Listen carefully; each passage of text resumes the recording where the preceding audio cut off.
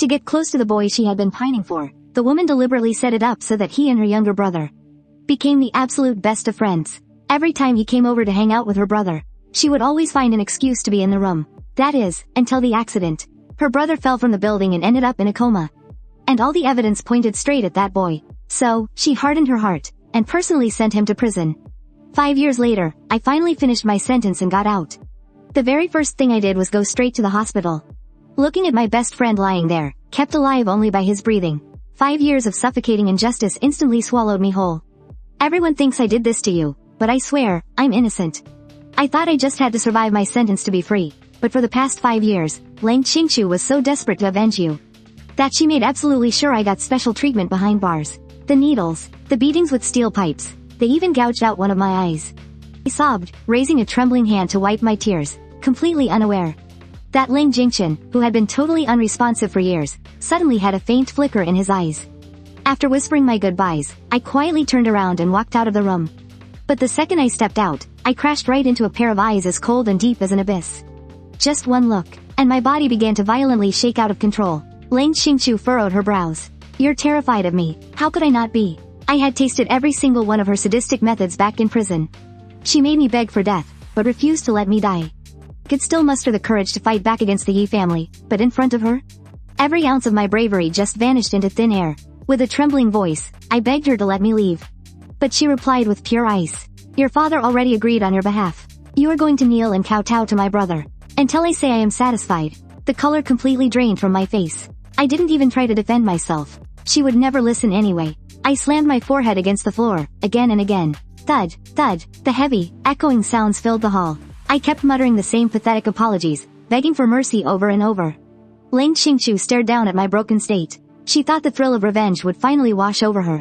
Instead, the sight only made her blood boil even more. She was so frustrated she felt like exploding. But what she didn't see was Leng Jingchen's eyes moving frantically under his eyelids, as a single tear slipped down his cheek and silently soaked into his pillow. Seeing my tear-stained, filthy face still mechanically slamming against the floor, Leng Qingqiu's temples throbbed violently. Get the hell out of here, she roared, but the terror had already completely hollowed out my mind. The only thing left was the primal instinct to kneel and beg.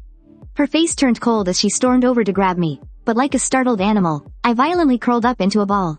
Wrapping my arms around my head, I wailed, please, don't hit me. Leng Qingqiu's hand instantly froze in midair, her pupils shrinking in shock.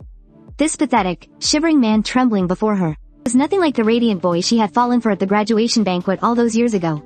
She had fought tooth and nail against her arranged marriage, whether it was the adopted son, Ye Yaji, or the real heir the Ye family had just brought back.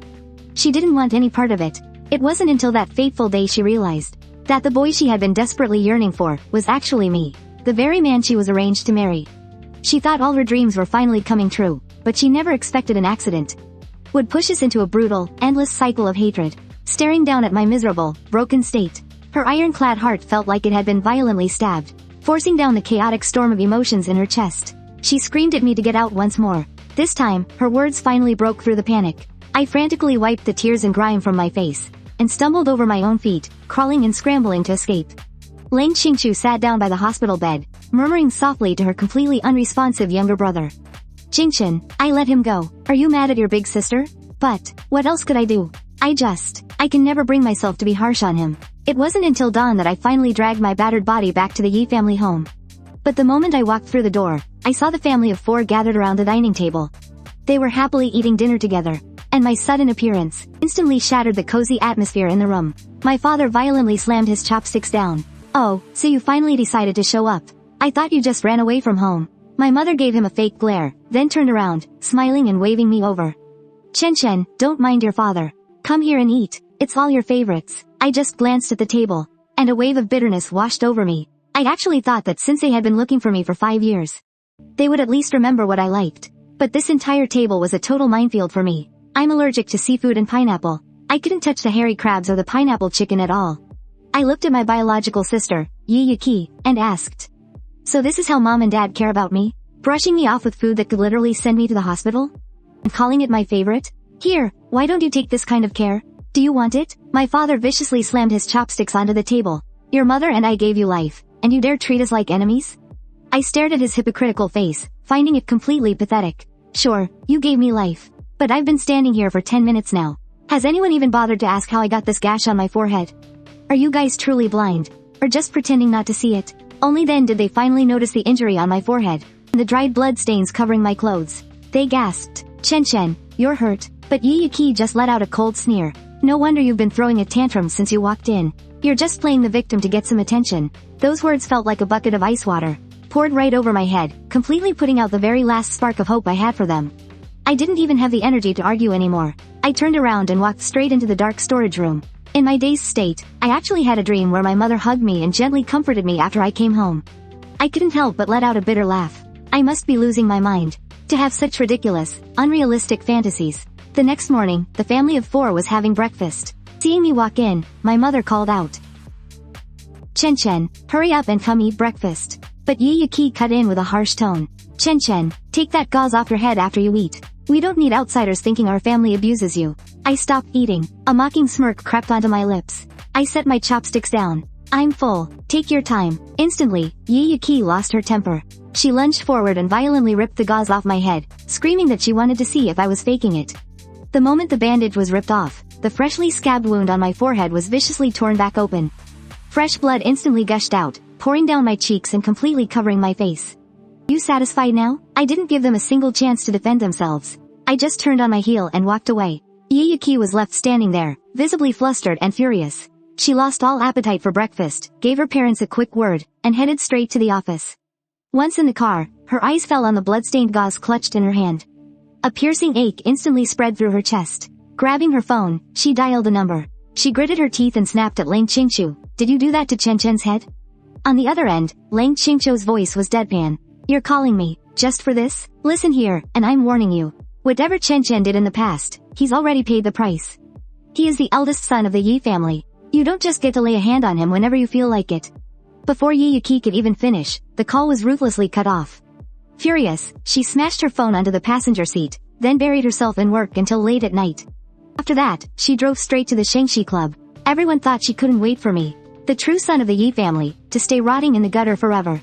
But only she knew just how suffocating it felt to see me covered in scars. She downed shot after shot of hard liquor, her eyes growing glazed. Muttering my name over and over, she was boiling with anger and anxiety. The bartender slid over a fresh drink. Just as Ye Yaji reached out for it, a pale, slender hand snatched the glass away right out from under her. The moment she saw Leng Qingqiu, her rage shot straight through the roof. She pointed right at her face and screamed, "Who the hell do you think you are? Beating my brother until he's bleeding." Stumbling forward, she swung a wild punch. Leng Qingqiu scowled in disgust, easily dodging to the side, and shot back coldly. Ye Yaji, listen to me very carefully. 1. I didn't lay a finger on him. And 2. Even if I did, he totally deserved it. It's what he owes Jingchen. Bullshit. The law already gave him 5 years. Whatever he owed your brother, he paid it all back long ago. Paid it back? So what if he did 5 years? He still gets to walk out alive and kicking. Meanwhile, my brother is stuck in a hospital bed for the rest of his life. You call that paying it back? As long as my brother doesn't wake up, his debt is never going to be paid. Ye Yaji completely lost it, her eyes red with tears. Chen was beaten in that prison. He was tortured. They broke his bones. He used to smile so much. And now he's so broken, he's like a completely different person. After all the hell he went through, how is that not paying his dues? Leng Qingqiu's heart suddenly clenched. It felt as if an invisible hand was squeezing it tight. But she forcefully swallowed down that misplaced sympathy. He brought it all on himself. She shot back harshly. How can his little bit of suffering even compare to Jingchen's completely ruined future?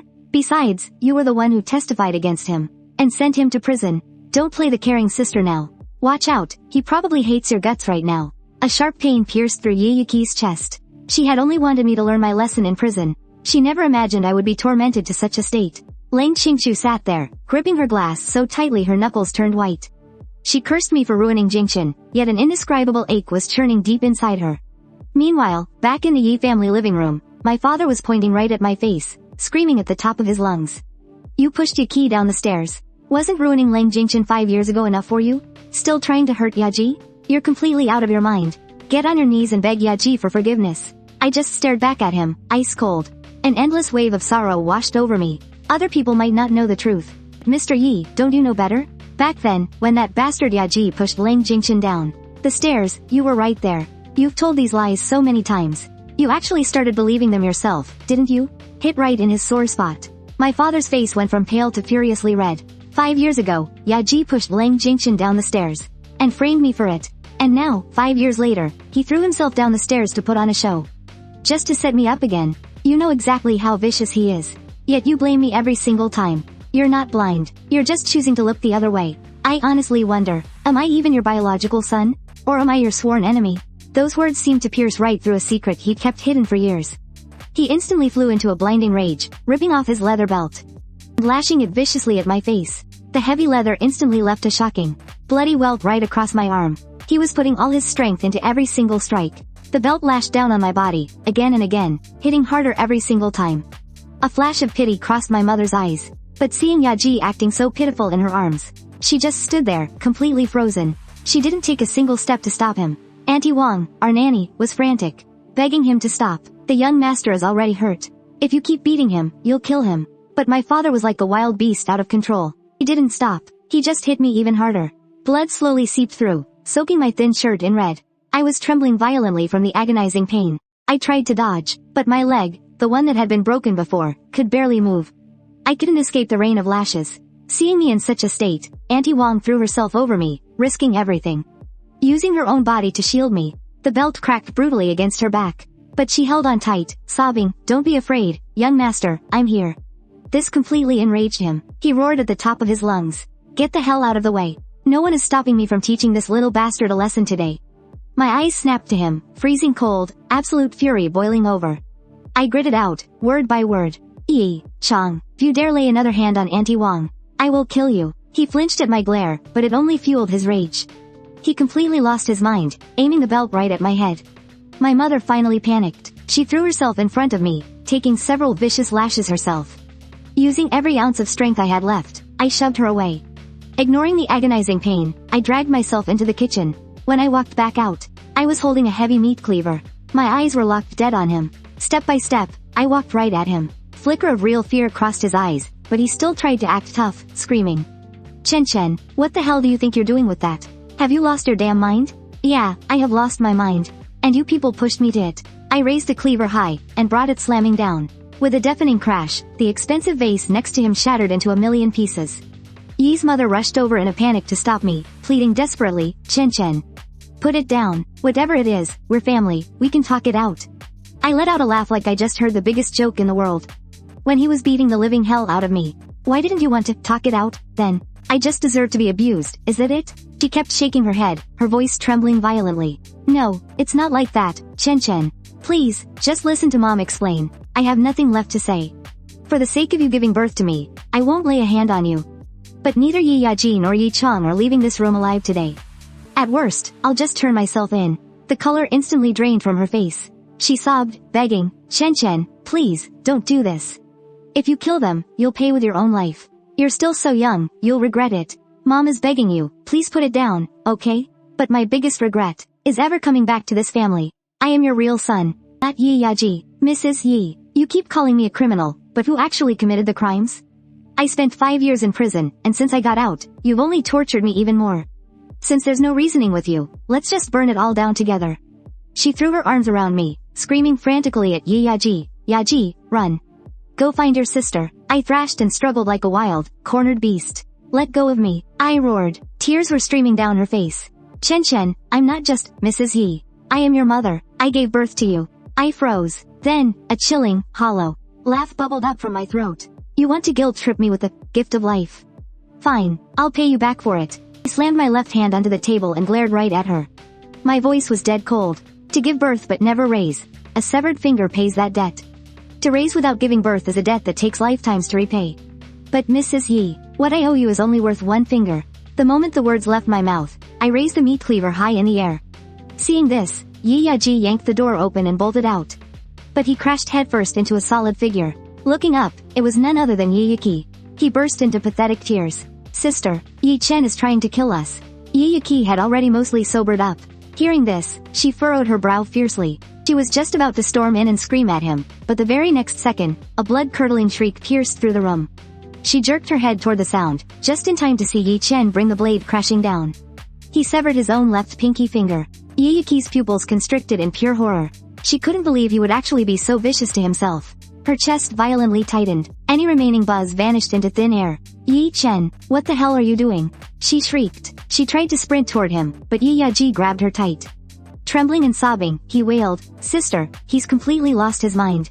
I'm so scared." Ye Yaji was pushed past the absolute limit of her patience. She shoved him off her without a shred of mercy. Ye Yaji staggered, nearly collapsing to the floor. He watched as she dashed recklessly toward Ye Chen. Ye Yaji stood frozen, staring at his left hand, dripping with fresh blood. My heart twisted in absolute agony, and my voice trembled uncontrollably. How could Ye Chen do this to himself? But I didn't give a damn about my severed finger, I just stared blankly at my mother, forcing out every single word with deadly precision. I've repaid you for giving me life. But the debts Ye Chong and Ye Yaji owe me must be settled today. I tightened my grip on the blood-soaked cleaver, my glare pinning my father down like a poisoned blade. Watching me inch closer, a violent chill shot straight up my father's spine.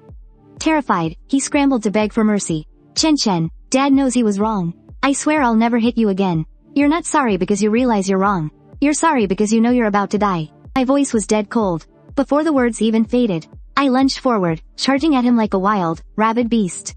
My father shrieked in panic at my eldest sister, Yuki. What the hell are you staring at? Hold this lunatic down. Seeing me completely lose my mind, Ye Yuki dashed over, locking onto my arms with a grip like iron tongs. Seeing this, my mother marched right up to me, raised her hand, and slapped me hard across the face. When are you going to stop throwing these tantrums? Her voice was sharp, dripping with ice. It pierced straight through my heart like a jagged blade. Ever since you came back, this house hasn't had a single day of peace. We all have to walk on eggshells just to please you. If you want to die, go do it yourself. Don't drag us down with you. We don't owe you a damn thing. My body went instantly rigid. The light in my eyes, as I stared at her, slowly died out. All my strength was instantly drained away, and I collapsed straight to the floor, blacking out completely. Ye Yuki quickly reached out and caught me. Seeing my lifeless face, and that mangled, bloody mess of a hand, Nanny Wang's heart shattered. She scrambled to pick up my severed finger from the floor, clutching it tightly in her palm as she cried out, "Miss! Hurry, take the young master to the hospital." Ye Yuki didn't give a damn about anything else. She scooped me up, spun around, and sprinted for the door. Seeing this, my father spat viciously. Why the hell take him to a hospital? This ungrateful little prick. Throw him out on the street and let him rot. Hearing his venomous words, my mother seemed to suddenly snap out of it, remembering the awful things she had just screamed at me. A crushing wave of regret hit her. How could she say such cruel, heartless things to her own Chen? Like a lit powder keg, she instantly exploded. Ye Chong, you miserable bastard. With a furious scream, she delivered a brutal slap right across my father's face. It was way harder than the one she gave me. My father stood there, completely stunned. Are you out of your damn mind? If you hadn't just slapped Chen, would he have passed out like this? But to his absolute shock, my mother actually choked on a sob and fired back, and when you used to beat him, I didn't even try to stop you. With that, her tears fell like torrential rain. Her legs gave out, and she collapsed to the floor, burying her face in her hands in agonizing guilt. Meanwhile, Ye Yaji stood off to the side, his eyes darting shiftily. God only knows what twisted thoughts were running through his head. Over at the hospital, the emergency room was blazing with harsh lights. Ye Yuki rushed me into the trauma center, and a team of doctors instantly swarmed around us. A frantic life or death battle began. Out in the hall, Ye Yuki slumped into the freezing plastic waiting chairs. Staring at the tightly closed doors, she was filled with anxiety. Beside her, Wang Ma hesitated, as if wanting to say something. Her eyes were full of worry. Finally, Ye Yuki spoke in a hoarse voice. Wang Ma, what on earth happened? Why is Chen like this? Wang Ma glanced at the operating room. Her eyes full of heartache and helplessness, she whispered. The young master was beaten by the master. Actually, Ye Yuki had already noticed those shocking bruises on Chen, but his severed finger was so terrifying that it completely distracted her. She closed her eyes and took a deep breath, forcing herself to stay calm. Why did my dad beat him? Wang Ma fell silent for a moment, a hint of hesitation flashing across her face. But if the young lady heard it from Ye Yaji, he would definitely twist the truth. So, gritting her teeth, she spoke up. Yaji claimed that the young master pushed him down the stairs. The master flew into a rage, and whipped the young master with a belt. Wang Ma noticed Ye Yuki furrowing her brows, seemingly blaming Chen. She quickly added, Miss, please don't think I'm overstepping, but the young master would never do such a thing. He's already treated so poorly at home, and he can't even defend himself. There's no way you would hurt the little master. Besides, Yaji didn't have a single scratch on him. Meanwhile, the young master was beaten black and blue. Ye Yuki clenched her hands into tight fists. Seeing Chen hurt like this, her heart naturally ached. But Yaji was so young, sweet, and sensible. She couldn't believe he would frame him. Not to mention, Chen had a history of this. Her expression shifted rapidly. Unable to hold back the injustice, Wang Ma blurted out, "Miss. You all are being way too unfair to the young master." Before Wang Ma could even finish, Ye Yaji shot her a cold, sharp glare. "Wang Ma, you're talking too much." That glare was so terrifying. Wang Ma's heart skipped a beat, and she shut her mouth instantly. She silently cursed herself for losing her mind and daring to criticize her employers. But what happened tonight? It was just so unfair to the young master. Even as an outsider, her heart broke for him. The Ye family's hearts were simply made of stone. Ye Yaji stood at the door of the emergency room, pacing back and forth restlessly. Suddenly, the door slowly opened. The doctor walked out. Ye Yaji immediately rushed forward and asked anxiously, "Shuxin, how is my brother?" Zhang Shuxin looked grave as he turned to Wang Ma. "Wang Ma, take him to his hospital room first." Wang Ma pushed the hospital bed away. Outside the operating room, Zhang Shuxin looked at Ye Yaji seriously. "They're mostly superficial wounds, and his finger has been reattached." Hearing this, Ye Yaji instantly breathed a sigh of relief. But seeing Zhang Shuxin's deeply furrowed brows, she realized something was wrong. His eyes revealed an unspeakable heaviness. Seeing him hesitate, the unease in Ye Yaji's heart grew stronger. Her voice involuntarily rose a few pitches. "If you have something to say, just say it. Stop beating around the bush." Zhang Shuxin finally made up his mind. He was about to reveal a shocking secret. "While I was treating his wounds, I found an old, hand-length scar on his lower back." Ye Yaji's eyes instantly sharpened. She knew exactly what kind of person Zhang Shuxin was. This was no ordinary matter. The location of Ye Chen's scar. Left side, missing. From what I can tell, that scar is about a year old. A year ago, he was in prison. Ye Yaji froze completely in her tracks. That's impossible. How could he lose it while in prison? Zhang Shuxin just stayed silent, handing over his phone. On the screen, the scar on Ye Chen's lower back was hideous and twisted, looking exactly like a cluster of disgusting worms. The surrounding skin was completely dry and wrinkled. The moment she saw the photo, Ye Yaji's face instantly went as pale as paper, her legs going so weak they could barely support her. Zhang Shuxin quickly caught her. "Yaji, are you okay?" Ye Yaji couldn't breathe, as if a giant, invisible claw was brutally crushing her heart. Then, she forced herself to stand upright, her eyes turning ice cold. "Shuxin, you go to his room first. I need to look into this. I want to see exactly who dared to touch my brother." After that, she stood alone in the shadows, the red tip of her cigarette flickering in the dark. Previous files flashed through her mind. The hospital records from a year ago. The bizarre transfers. The moment all the suspicious details connected. Felt like her heart was pierced by 1,000 arrows, the pain suffocating her. She abruptly sat up straight and dialed her secretary's number. "Secretary Chin, I need you to investigate something. Dig up everything, leave no stone unturned. That hospital from a year ago. Who took him there? Who did he come into contact with? I want every single detail." She drank cup after cup of coffee. It was late at night by the time she returned to the hospital. But just as she reached the door to his room, she heard a freezing voice from inside kicking someone out. "Get out!" Zhang Shuxin looked completely shocked. "What did you just say?" Ye Chen was unyielding. His eyes were weak from his illness, yet incredibly firm. "I told you to get out." Zhang Shuxin had never been treated with such disrespect. He instantly blew up in anger. "You really don't know what's good for you." Right after, Zhang Shuxin let out a cold sneer, turning his head to spit out one last sentence. "With everything you've done, you deserve every bit of suffering you've been through." Those words were like a sharp blade stabbing right into Ye Chen's heart. His face went deathly pale. "I bit down so hard, until blood trickled out, the metallic taste of rust filling my mouth. No one in this world will ever understand my pain. They even think I deserve all this suffering." I silently mocked myself. Zhang Shuxin pushed the door open and stormed out, bumping right into Ye Yaji. He snapped in frustration. "I suggest you don't go in there. He's furious right now. You'll just get yelled at if you do." The older sister, Ye Yaji's gaze pierced through the glass on the door. Staring at that frail, scar-covered body inside the room, her heart ached with mixed emotions. How is he doing? He's still got the energy to argue with me, so he's doing just fine. Zhang Shuxin scoffed coldly. Then, he lowered his voice. "Why on earth did your father do this to him? Could it really be because he bullied Yaji?" Ye Yaji remained dead silent, but her heart felt like a piece had been brutally ripped out. The pain was so suffocating she could barely breathe. Faced with her friend's relentless questioning, her brows knitted tightly together. She snapped sharply, "Stop talking nonsense." Seeing her reaction, Zhang Shuxin didn't say another word, turning around and walking away. Ye Yaji stood outside the hospital room, staring at her completely broken, shattered younger brother. It took a long time before she finally dragged her heavy steps away, disappearing at the end of the hallway. But who could have guessed? Early the very next morning, a silent war suddenly broke out in the kitchen of the Ye family mansion. Auntie Wang was carefully ladling out a bowl of bird's nest soup, her heart aching for him. She wanted to bring it to the hospital to help Ye Chen regain some of his strength. When suddenly, a pair of bony hands snatched it right out of her grasp. Ye Yaji lifted the bowl, acting like he was about to eat it. Auntie Wang panicked and rushed to stop him. Second young master, this is for the eldest young master. Ye Yaji's eyes instantly turned dark and arrogant, his tone dripping with absolute disdain. Auntie Wang, know your damn place. You are just a servant here, not the master of the Ye family. Auntie Wang froze in pure shock. Yet she still braced herself and tried to explain, but, the eldest young master is badly hurt. He needs the nutrition, but to her surprise, Ye Yaji's face immediately twisted into a vicious sneer. He raised his voice, shouting, so you're saying I don't deserve to eat it? Is it because I'm not mom and dad's biological son? Even a lowly servant like you dares to point fingers at me? Before Auntie Wang could even explain, Ye Yaji's whole demeanor flipped entirely. His eyes turned completely red, and huge tears started rolling down his face like pearls off a broken string.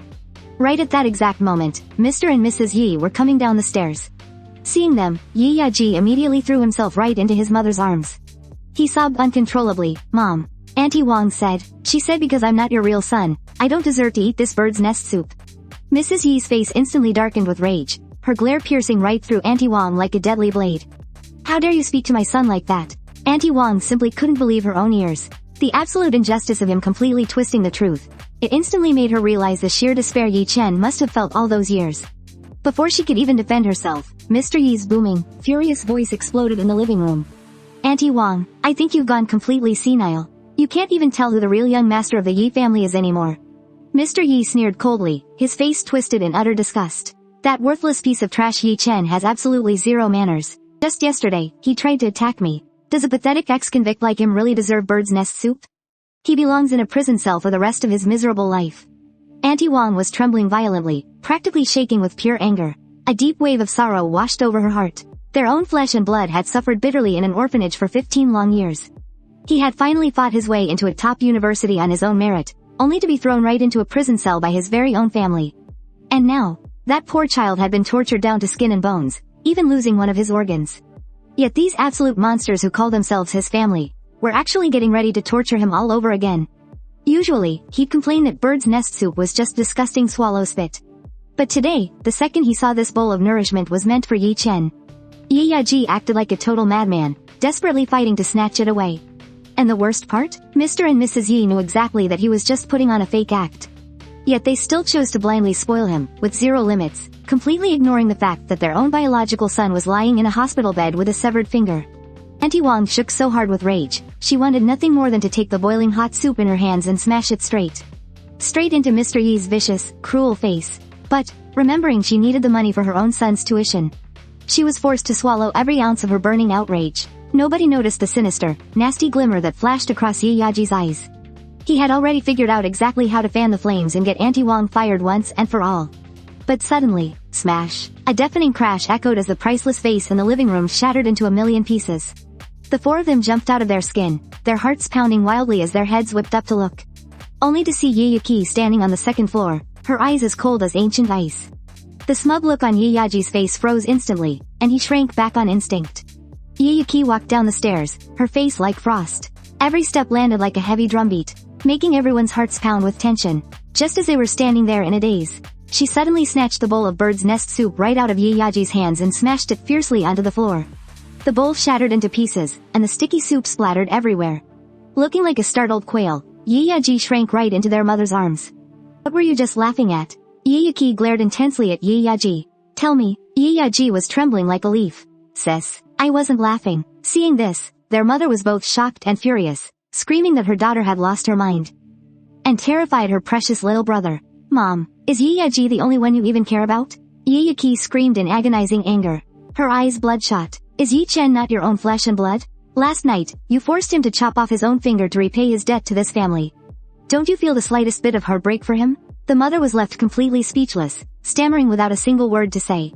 But Ye Yaji had no intention of stopping, sobbing out every single word. You knew perfectly well that Ye Yaji doesn't even eat bird's nest soup, yet you just had to snatch it away from Ye Chen. Can't you see that Ye Chen is nothing but skin and bones? Do you even know that he lost more than just a finger? At the thought of Zhang Xuxin saying that Ye Chen didn't even have his left kidney anymore, Ye Yaji's heart ached so much she could barely breathe. He is only 23 years old. He spent 5 whole years in a cold prison. He cut off a finger. He is missing a whole kidney. His entire life is already ruined. Mom, I am begging you, just treat him like a living human being. Can you please just be a little kinder to him? The mother stood in stunned silence, and tears of guilt finally spilled from her eyes. That is enough, their father roared suddenly. His face was so dark it looked like a storm was brewing. Giving birth to such a morally corrupt piece of trash is an absolute curse. He has a vicious heart. It serves him right that nobody likes him. Chopping off his own finger was his choice. If you ask me, he would be better off with both hands chopped off. That way he won't be able to push anyone down the stairs again. Their father spat out the baseless lies, dumping bucket after bucket of dirty water on Ye Chen without even blinking an eye. Ye Yaji met her father's gaze with eyes full of utter disappointment, tearing away his bloody veil of hypocrisy right in front of everyone. Back when Mom gave birth to Chen, she begged you time and time again to watch the baby closely. But what did you do? You fell fast asleep and lost him. If it weren't for your negligence, how would Ye Chen have ended up on the streets and thrown into an orphanage? Why would he suffer instead of living as the young master of this family? He was treated like a stray dog, suffering endless humiliation out there.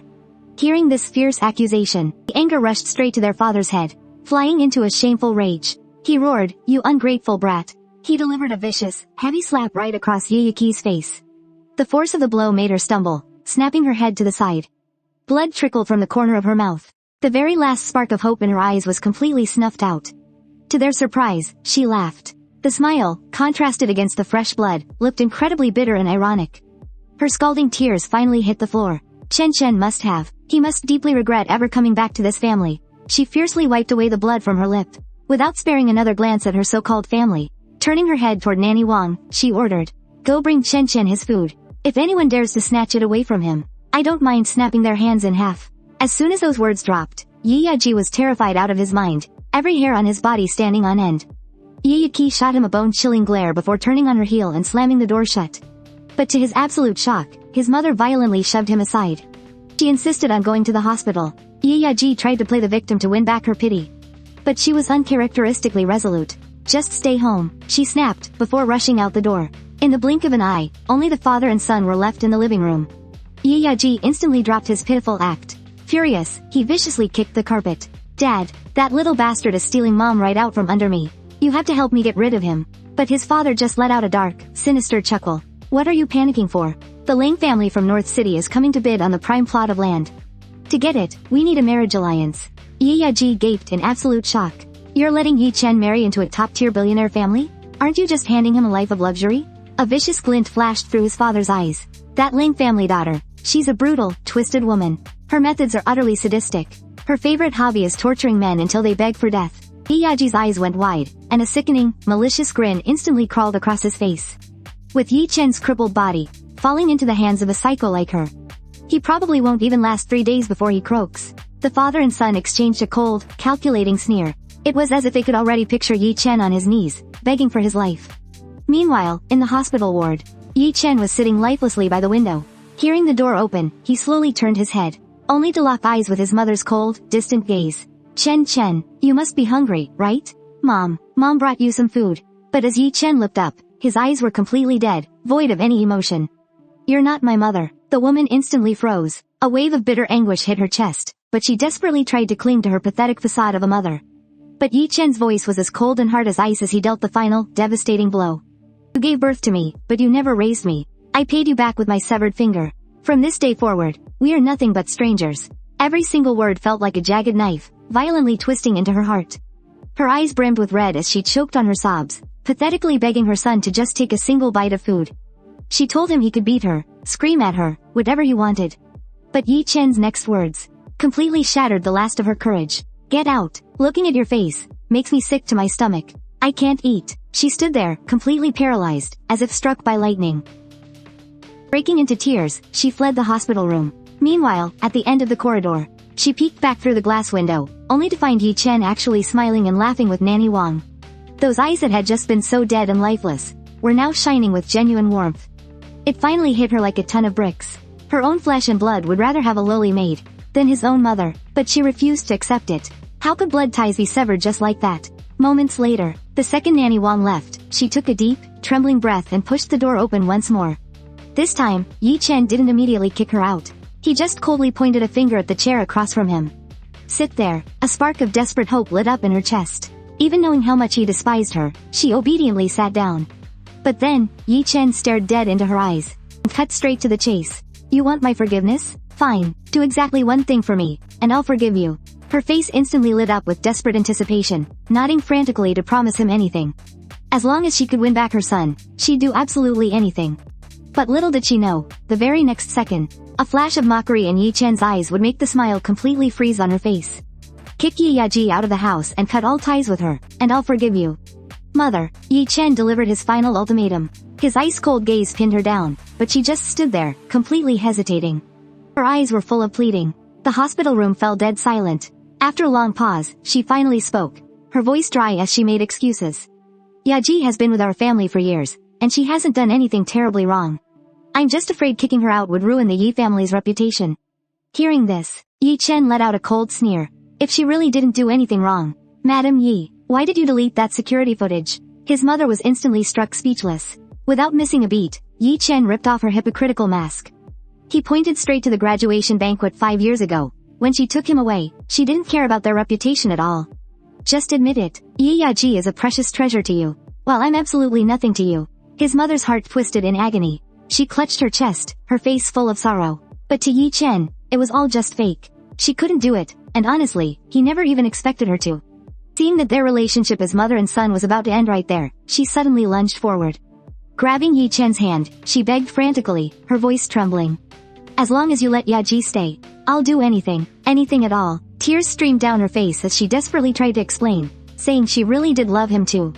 I just don't know how to express it. But hearing those words, Ye Chen found it utterly ridiculous. Not only did she give Ye Yaji the absolute best bedroom, she also gave her millions in allowance. Even her birthday dresses cost over $1 million. But when it came to her own biological son, it was reduced to a pathetic excuse of not knowing how to express it. At the end of the day, she never truly gave a damn about him. She didn't cherish him, but she also refused to let him go. But honestly, none of this matters to me anymore. After surviving 5 years in prison, if I still couldn't see through this family's hypocrisy, then I'd truly be a fool. I raised my eyes and stared right at her. My gaze was as cold as ice, bearing down on her. She was so intimidated she didn't even dare to meet my eyes. I slowly opened my mouth. Fine, I'll give you one last chance. Ye Yaji can stay with the family. But in return, I want you to climb all 999 steps of Fawa Temple, kneeling and bowing the entire way up. Beg for a protective amulet blessed by Master Sion himself. Bring that to me, and I'll forgive you. Deal? Her face instantly drained of all color, turning deathly pale. Those 999 steps were incredibly steep and dangerous. Even a young, fit person would be dead tired just walking up. Let alone a 50-year-old woman who had lived a life of absolute luxury. Kneeling and bowing every single step. Her knees and forehead would be absolutely mangled. And if anyone saw her, she'd be completely humiliated. Not to mention, Master Sion wasn't exactly someone you could just meet whenever you wanted. After weighing her options for a long time, she finally spoke up. Chen, can we negotiate the terms? I couldn't hold back a cold sneer. Madam Ye, you're the one begging for my forgiveness, yet you keep trying to bargain with me? Do you think this is a damn flea market? She desperately tried to explain herself. Nothing but excuses about your age. Not a single real effort on your part. I am beyond disappointed. You can't do this, you can't do that. Do you even genuinely want to make things right? Or did you just come here to laugh at me? No, Chen, it's not like that. Please, just give me one last chance. Mother Ye was on the verge of a total breakdown, shaking her head frantically as she swore to me. Whatever you want, I'll agree to it. I closed my eyes and took a deep breath. When I opened them again, the absolute resolve in my eyes made Mother Ye's heart skip a beat. Fine, this is your absolute last chance.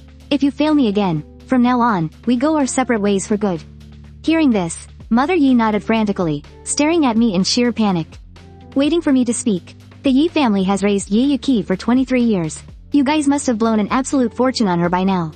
And yet, the only thing you can give me is, I just want 10 million. If you can manage that, we'll wipe the slate clean. This condition was infinitely easier than the first two. Terrified that I might change my mind, she nodded and agreed instantly. Seeing her take the bait, I had absolutely nothing left to say to her. Just go back. I'm exhausted. Watching Mother Ye practically run away. A sarcastic smirk crept onto my face. From the very beginning, my true target was always. But if I had asked for the 10 million right off the bat, she never would have agreed to it. The next day, Wang Ma came to drop off my meals as usual. But this time, Mother Ye was nowhere to be seen.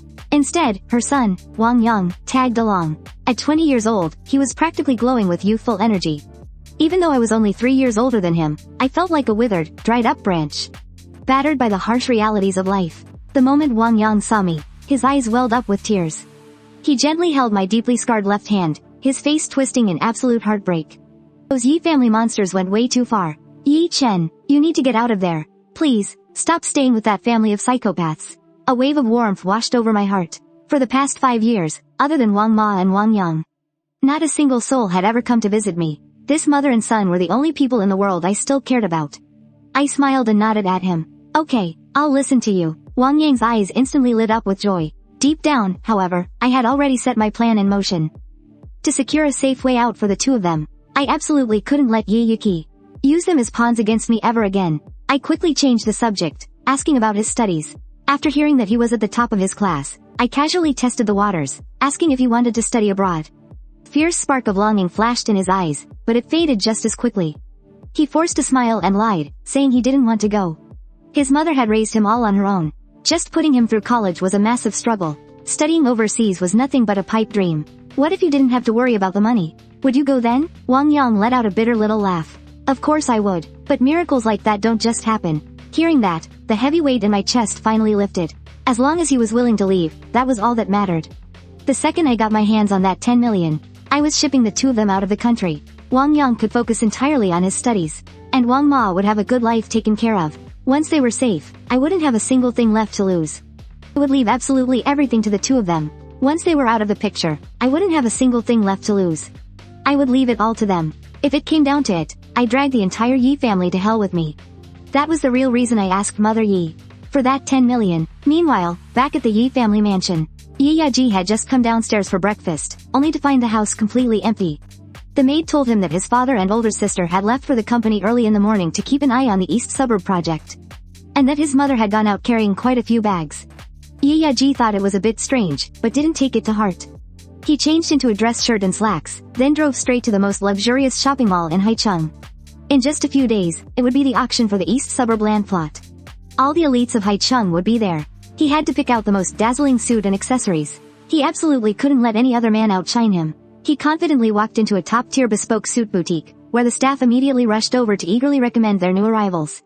They showed off a limited edition suits freshly airlifted from Paris. Ye Yaji, acting like a proud peacock, let his fingertips glide across the tailored suits, finally settling on a velvet one with a collar entirely encrusted in crystals. Under the lights, it sparkled so brightly it was almost blinding, as if he were wearing an entire galaxy of stars. Feeling on cloud 9 from all their flattery, Ye Yaji strolled over to check out the accessories. But as soon as he reached the accessory section, his eyes were completely glued to a few limited edition Hermes bags. The shop assistant smiled and explained, these were just brought in by a wealthy lady, to be sold on consignment. Did they catch your eye, Mr. Yi? Ye Yaji instantly recognized that all of these bags were his mother's precious limited edition collection. Even the cheapest one was worth nearly 1 million. In a flash, he realized exactly why his mother had left the house carrying those bags.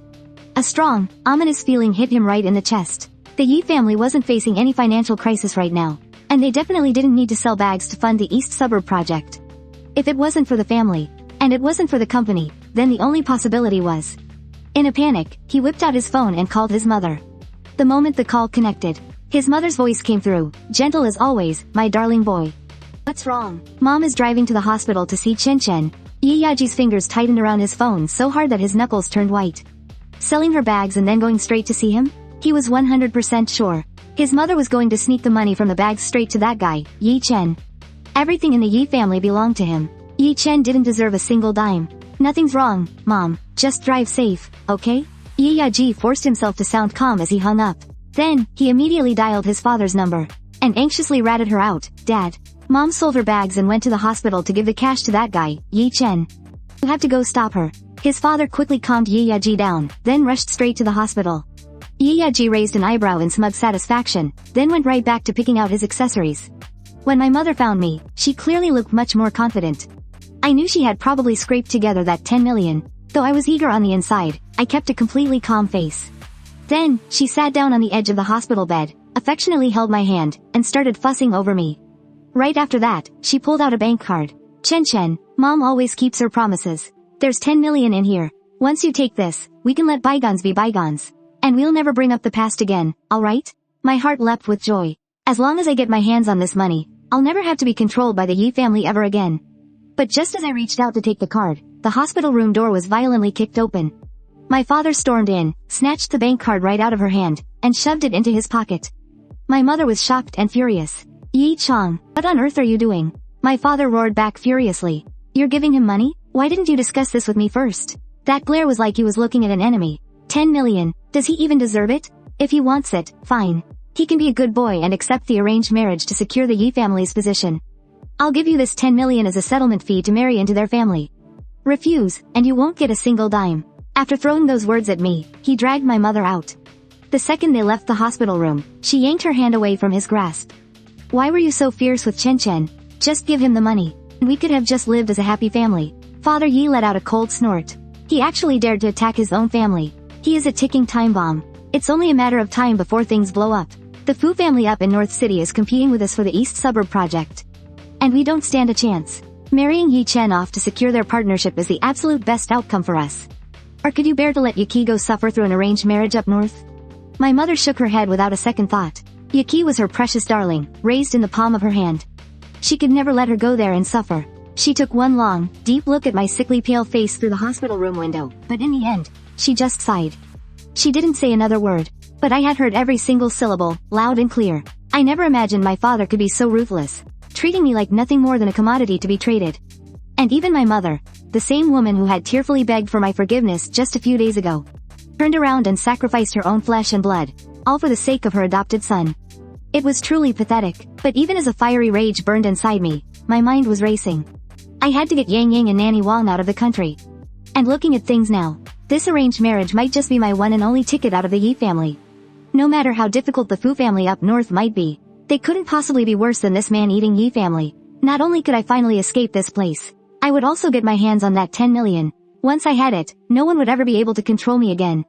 Still, having my entire fate so casually decided for me made my chest feel so incredibly tight. I could barely even breathe. I forced myself out of bed, and limped my way over to the stairwell to get some fresh air. But the second I stepped inside, I heard voices. A man was busy reporting to his boss about the East Suburb land, and he casually brought up the Ye family's pathetic little scheme to secure a partnership through an arranged marriage.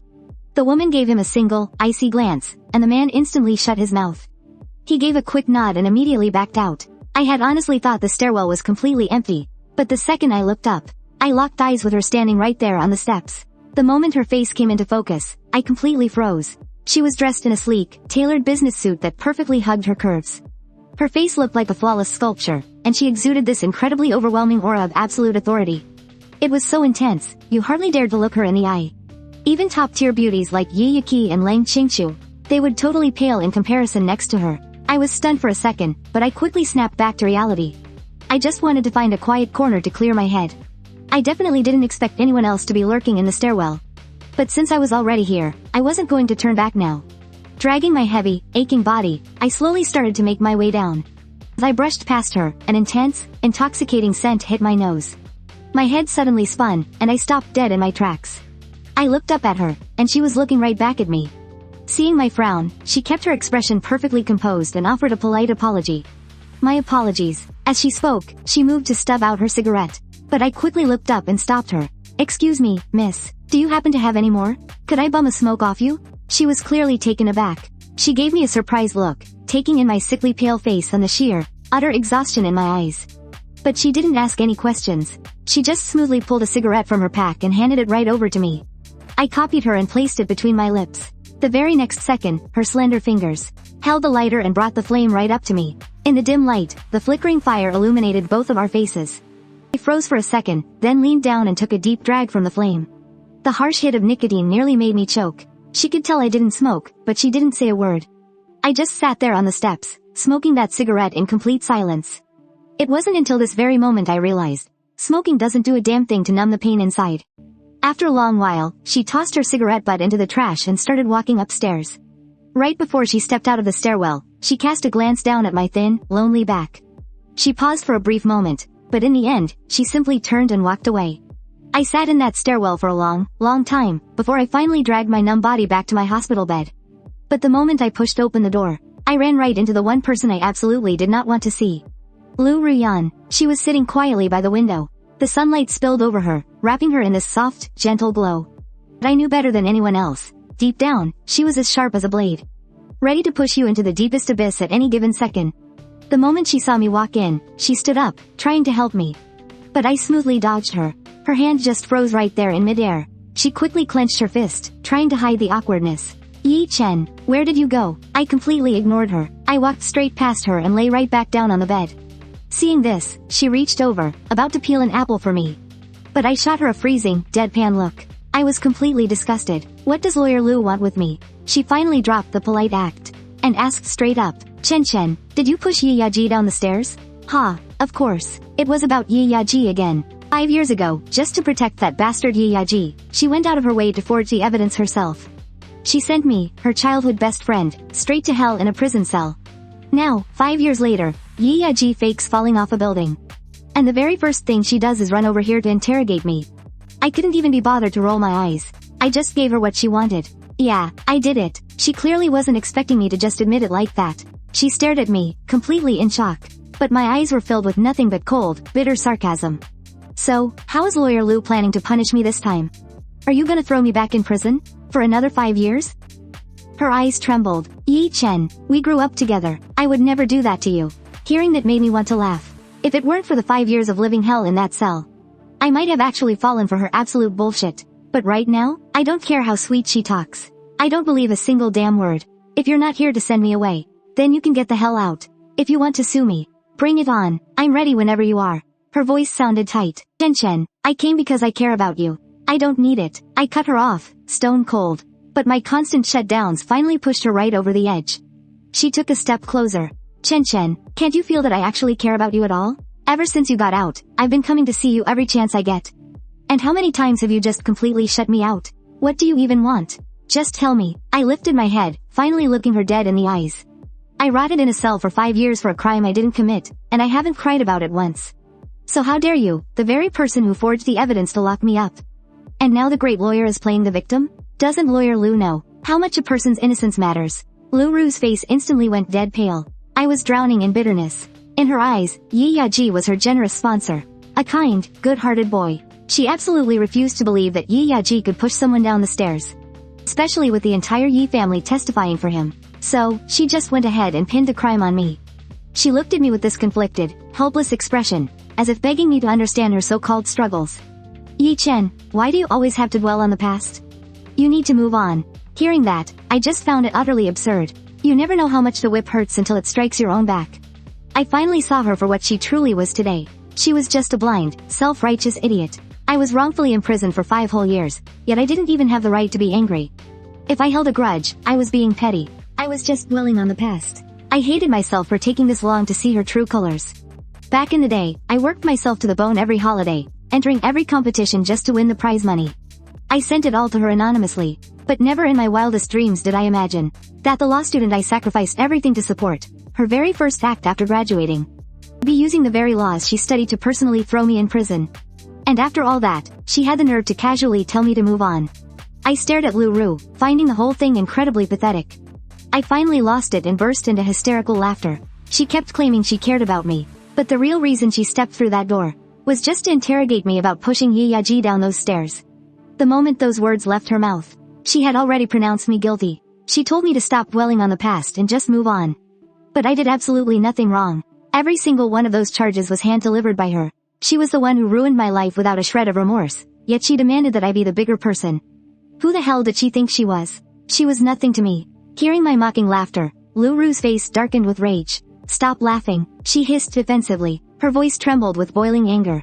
But I didn't stop. Instead, I laughed until my eyes burned red. The sheer hatred in my glare could have ripped right through her hypocritical mask. I said stop laughing. She exploded. Her voice spiked into a scream as she lunged forward, slamming her hand over my mouth. She pinned me down violently, her eyes bloodshot as she shrieked. Why did you turn out like this? Why couldn't you just be good and listen? I thrashed around desperately, but my sick, ruined body was just too weak. She held me down so hard I couldn't move an inch. And her hand didn't just cover my mouth. It clamped completely over my nose, too. Instantly, my air was cut off. My face flushed a suffocating red. But she acted completely blind to my agony, pressing down on me like some kind of twisted punishment. Just as my vision started fading to black, Auntie Wang's scream ripped through the room. Stop it. She swung the thermos in her hands, desperately smashing it straight into Lu Ru's head.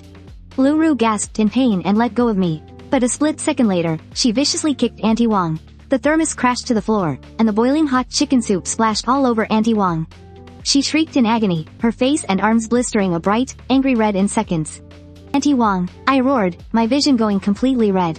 I snatched an apple from the nightstand and hurled it violently at Lu Ru's face. Lu Ru, get the hell out! I glared right through her. I never want to see her face again. But she just stared back with crazed, red eyes, stepping closer and closer. Every single word is just you using the past to hold me hostage. How do you think you survived?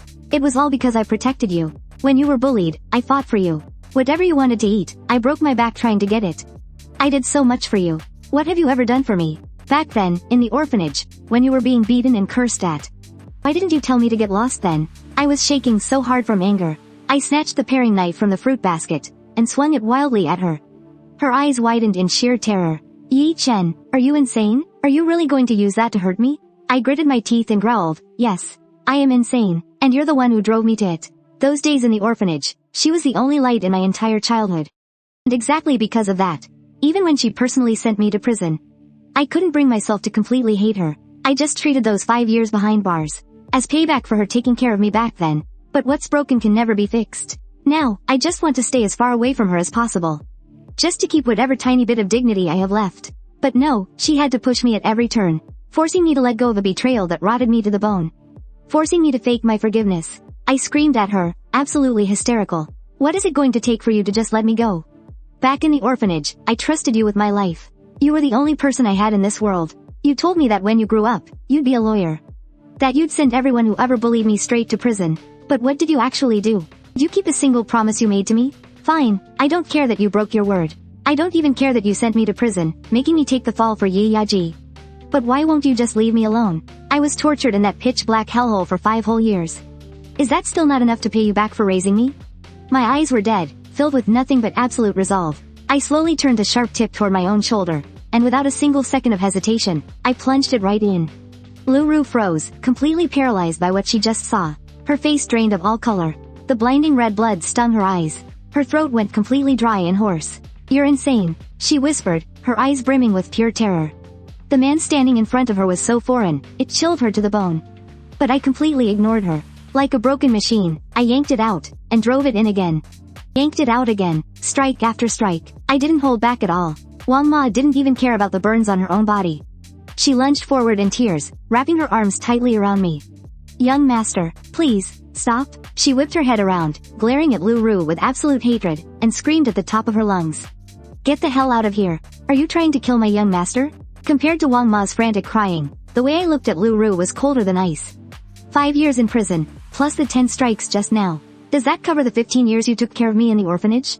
Lu Ru was so shattered by my ruthlessness, her soul practically tore in half. Her mind went completely blank. She came here today because she genuinely wanted to care for me. So how did it end up like this? I was the child she had fiercely protected for over a decade. The boy she had loved for over a decade. Seeing her stand there, completely soulless and mute, I raised my hand and tossed the blade right at her feet.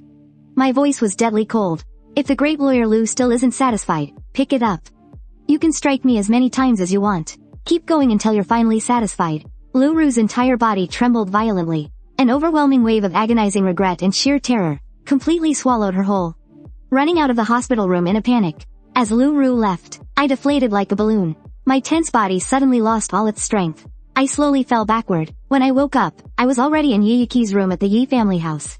The second I stepped into the living room, my father started screaming at me. Completely ignoring that we had a guest, Leng Qingqiu, sitting right there. You are in your 20s. All you do is eat and sleep. We brought you home yesterday, and you just kept sleeping. The sun is high in the sky and you're just now getting up. How the hell did I raise such a useless piece of trash? I just found it absolutely hilarious. He couldn't even tell that his own flesh and blood was severely injured and passed out. Who gave him the right to humiliate me? I had seen through this family's cold-blooded nature a long time ago. His insults didn't even leave a scratch on me anymore. I looked at his bright red face without a shred of emotion, my eyes completely dead. Are you done yelling, Mr. Yi? My response choked him up so badly he couldn't utter a single word.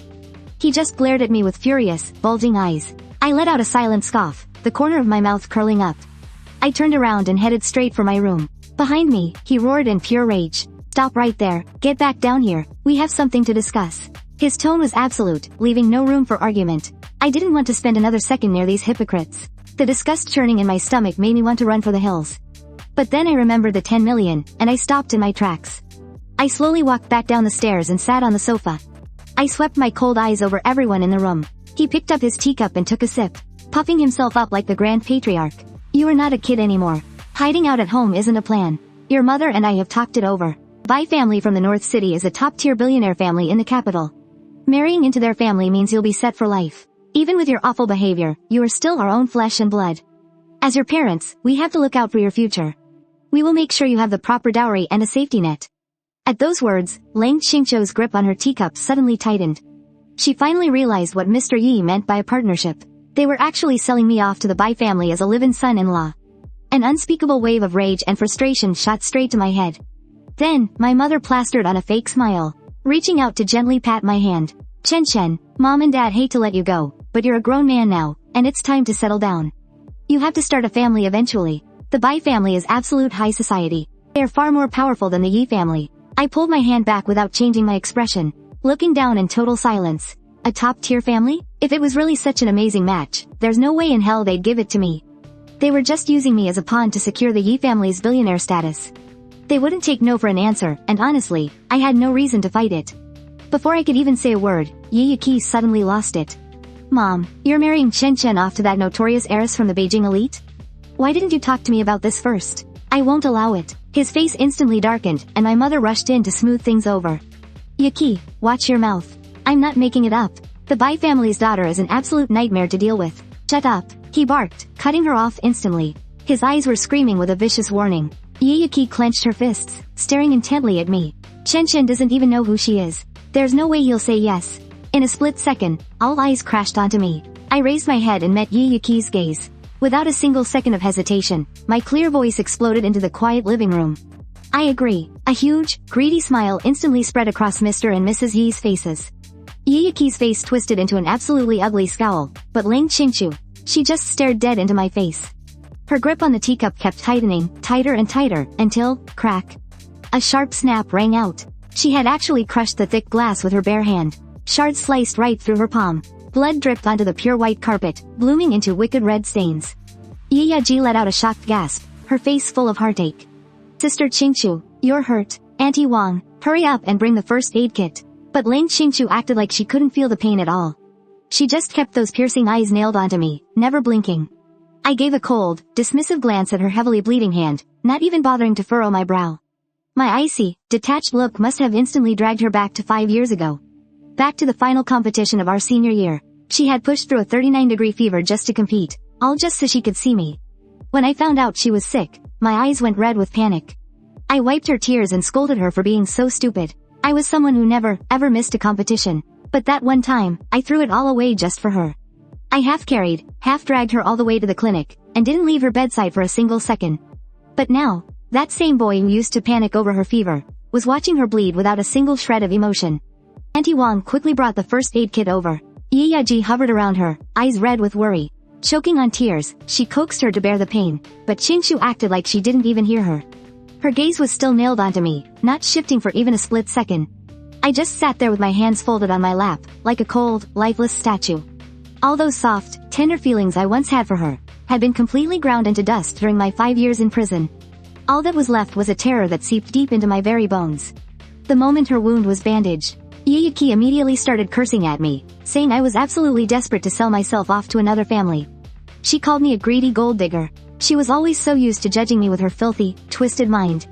But I didn't care anymore. I just calmly admitted it. That's right, I just want to marry in and be a rich family's kept man. Ye Yaji's face twisted in disgust. She was shaking all over with pure rage. She screamed that the young lady of the Bai family was famously vicious, and an absolute monster. That I wouldn't have a single day of peace if I married into their house. That she would never agree to this ridiculous marriage. I tilted my head slightly to dodge her aggressive, pointing finger. There was zero surrender in my eyes. So what? It's still better than staying in this house. Being treated like a nasty thorn in your side. Mr. Yi slammed his teacup down hard on the table. He furiously barked at her to shut up. Mrs. Yi quickly grabbed her to smooth things over.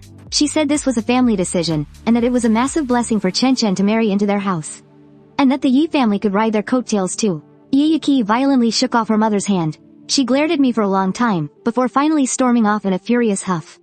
Mr. and Mrs. Ye exchanged a look and headed upstairs too. Ye Yaji also made up an excuse and followed them. In the blink of an eye, the massive living room was left with just me and Leng Qingqiu. I didn't want to be alone with her for even a single second. I had already learned exactly how terrifying this woman was during my time in prison. Just facing her alone made all that unbearable, horrific agony come rushing back. It suffocated me so much I could barely breathe. I abruptly shot up from my seat. My shin smashed violently into the coffee table. The pain pierced straight to the bone. But I couldn't care less. I just wanted to escape immediately. I didn't go back to my bedroom. I dashed straight toward the storage room. But right in that split second as I was about to slam the door shut, a slender, yet incredibly forceful hand violently pushed it open.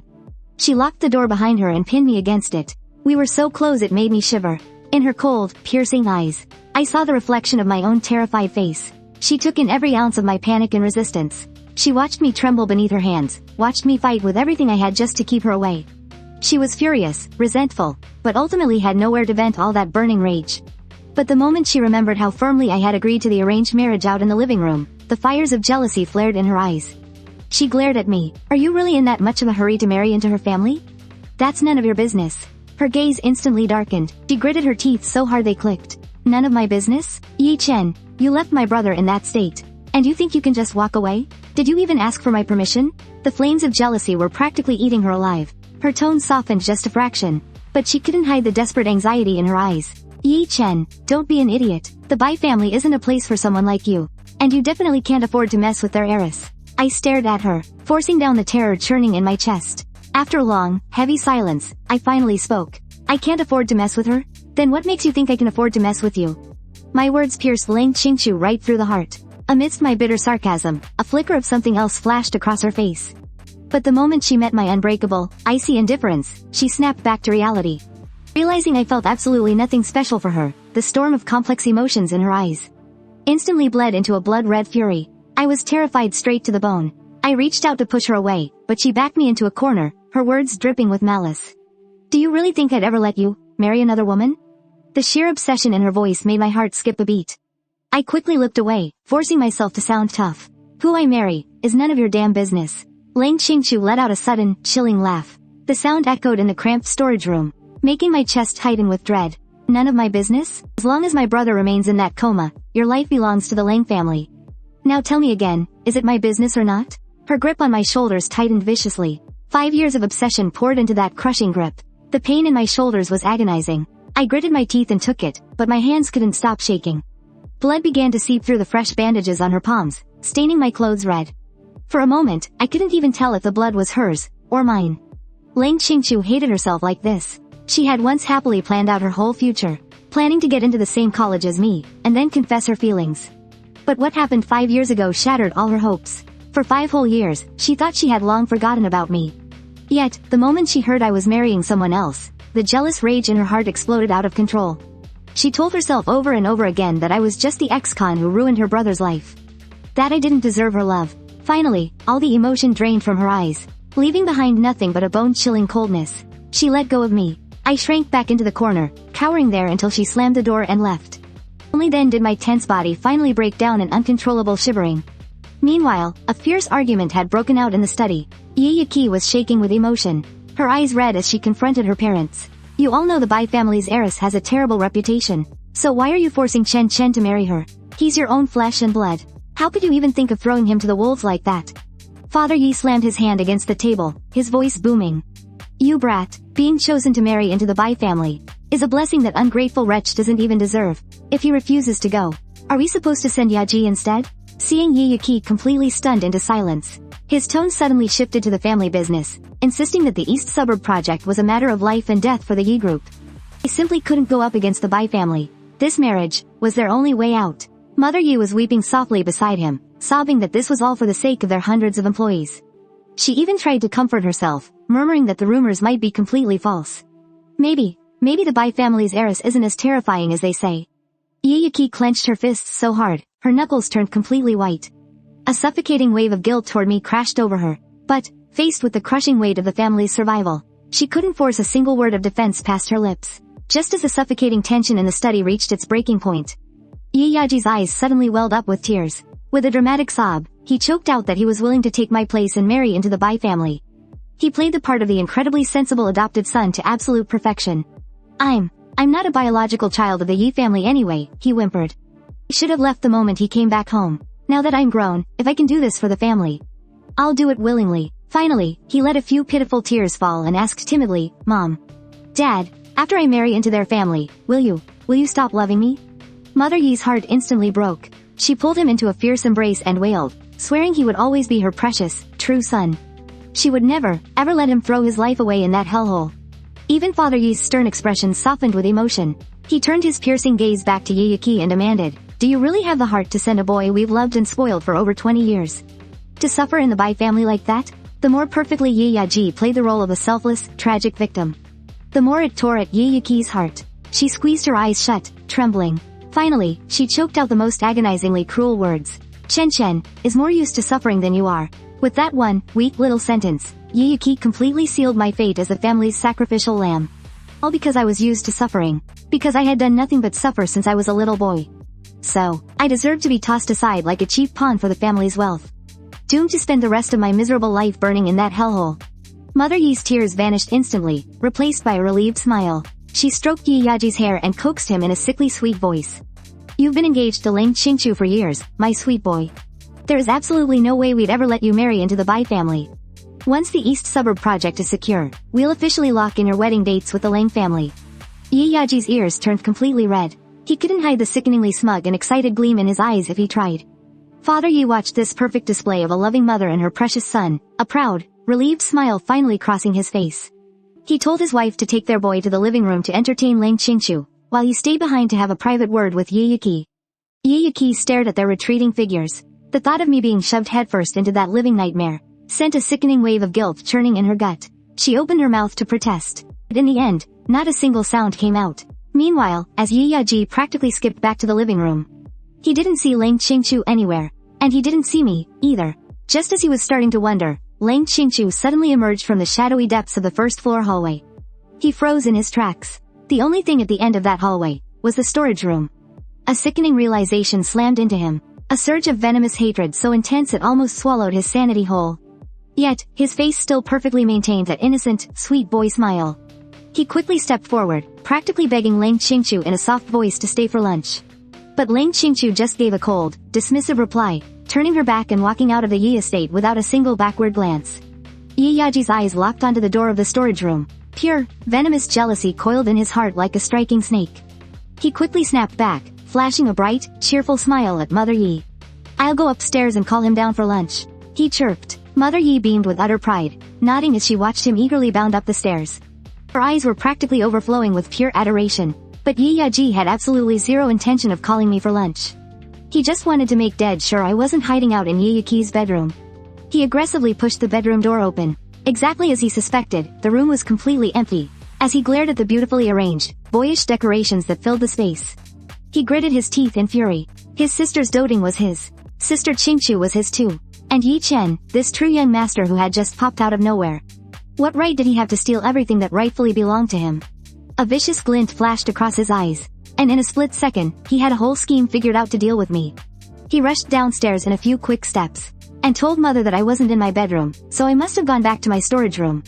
Mother's face instantly froze. She had known for a long time that I had been living in that dark, damp, windowless storage room for 3 whole years, back when Yaji wanted to change his bedroom into a teenage boy's style for Ye Chen to live in. She wholeheartedly agreed, hoping it would ease the tension between us. But instead of showing even an ounce of gratitude, I stubbornly went back to the storage room. In her eyes, I was just rubbing salt in her wounds, deliberately going against her. She was just about to get up and call me herself, but Yaji quickly stopped her. He softened his voice, saying that since we were around the same age, it would be better for him to talk to me. Mother, of course, was more than happy to go along with it.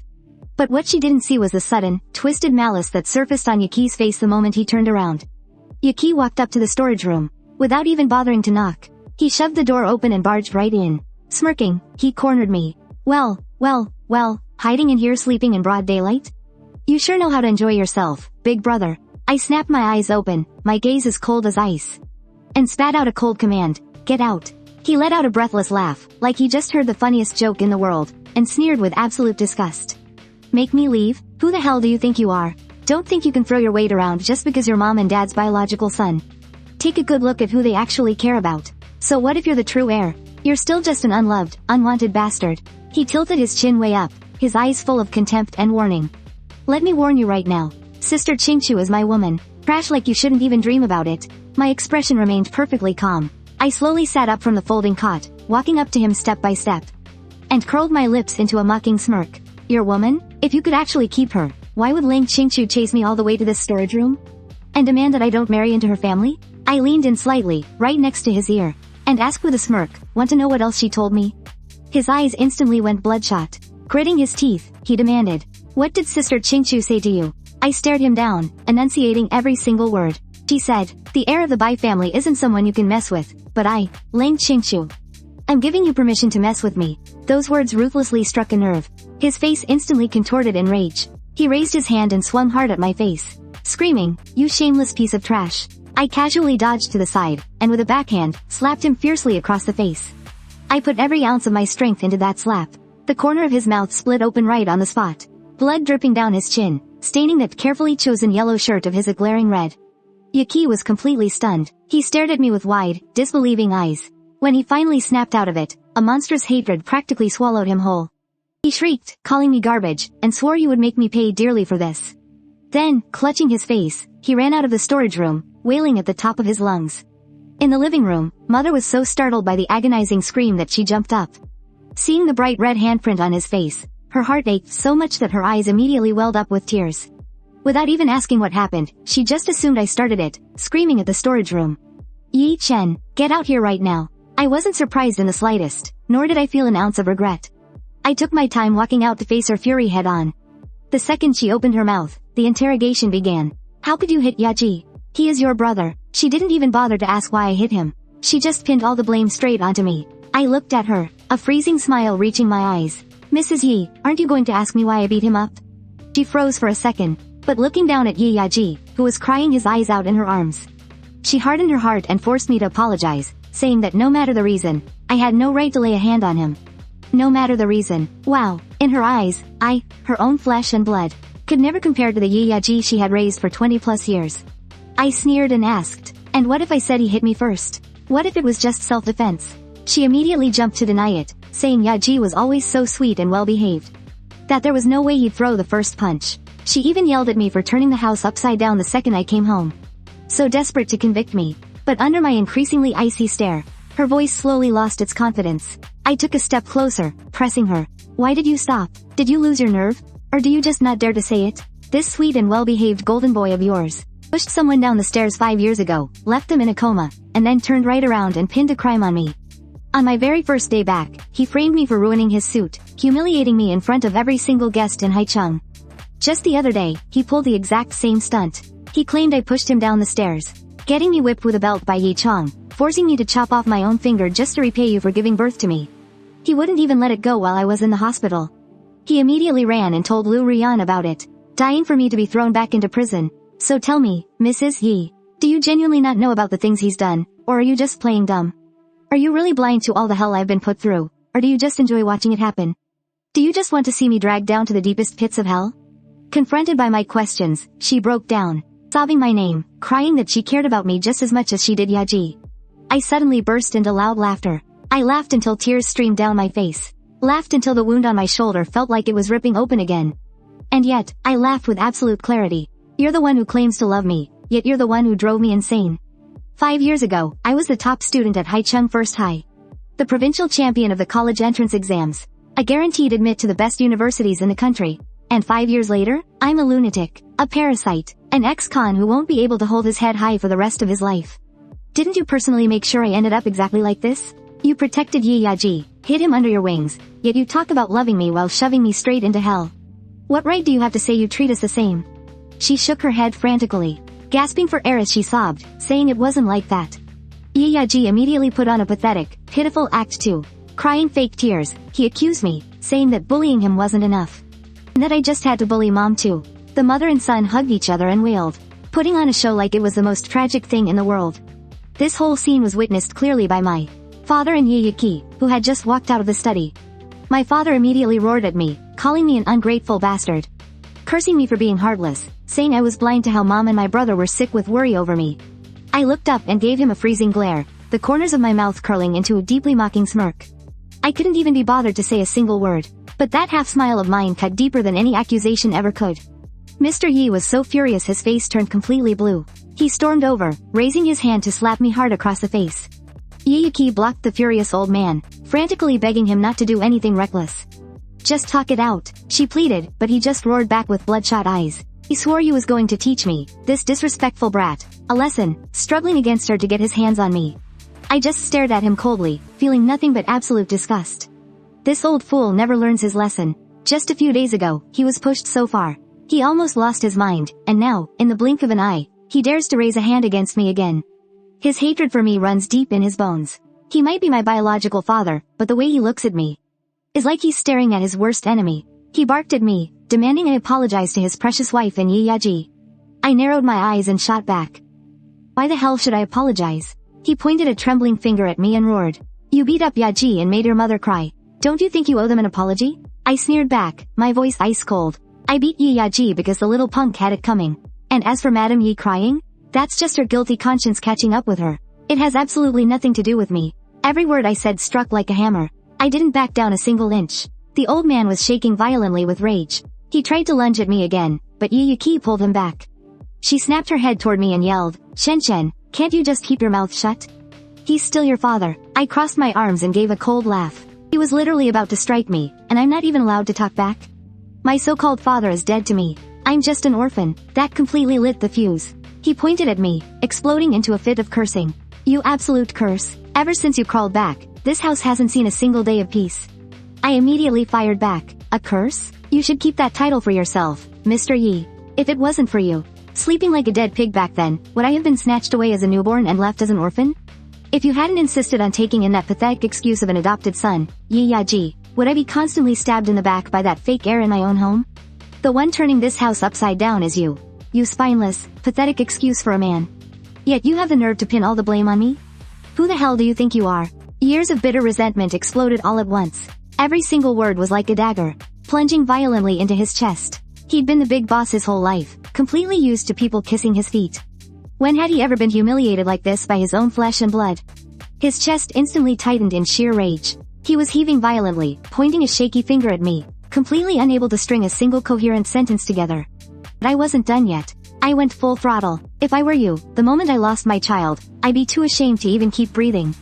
But look at you, not an ounce of guilt in your soul. And you still have the audacity to raise your hand at me? On what grounds? Just because you're older? Or just because you're utterly shameless?" Madam Yi gasped in horror, covering her mouth. She shrieked that I was crossing the line. Meanwhile, Ye Yaji cowered behind her, muttering under his breath about how ungrateful I was, saying I was cursing my own father to the grave. I scoffed like I just heard the funniest joke in the world. "Ungrateful? Take a good look in the mirror. Do you even deserve to be called my parents? After all these years, have you ever once treated me like family? You people are absolute garbage. Why the hell should I show you people any respect?" Those words completely made my father lose his mind. He violently broke free from Ye Yaji's grip, raised his fist, and swung right at me. And this time, both Ye Yaji and my mother just stood there, watching coldly. They clearly wanted him to beat the living hell out of me. Just as his fist was about to land, Aunt Wang suddenly rushed over and shielded me with her body. She cried and begged, "Sir, please. You can't hit him. The young master is still injured." My father, his eyes red with rage, roared at her to get the hell out of the way. But his fist flew straight toward Aunt Wang's face. Terrified, she squeezed her eyes shut. But the pain she expected never came. When she opened her eyes, she realized that I had somehow pulled out a gleaming box cutter, its sharp tip pointed directly at my father's swinging fist. My eyes were as cold as ancient ice, and the hand holding the blade was completely steady, without a hint of a tremor. If he moved even one step closer, the blade would plunge right into him without a second thought. "Go ahead, move." I stared at him coldly. "Didn't you want to hit me? Well, today, let's see whether your fist is faster, or my blade." The air instantly froze. Everyone gasped in shock. The rage on my father's face hadn't even faded before it was completely replaced by sheer terror.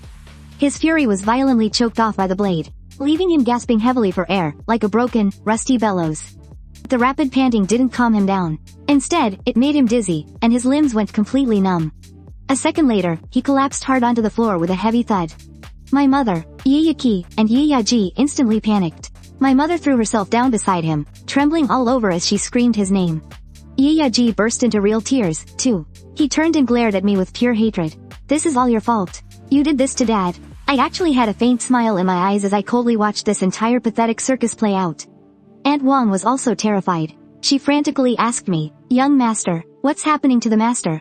"Respiratory alkalosis," I replied calmly. He hyperventilated and blew out too much carbon dioxide, so his blood's pH levels got messed up.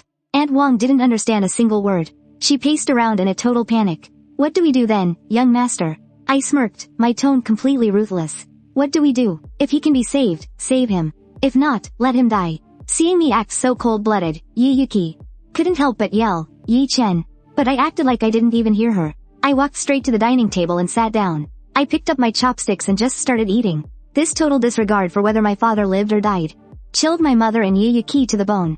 Weeping, my mother cried out, Chen, do you even have a heart? Look at your father. How the hell can you still be in the mood to eat?"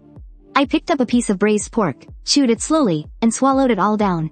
Only then did I casually reply, "My heart was destroyed a long time ago. By you heartless bastards. What's the matter? I'm just treating you exactly the way you used to treat me."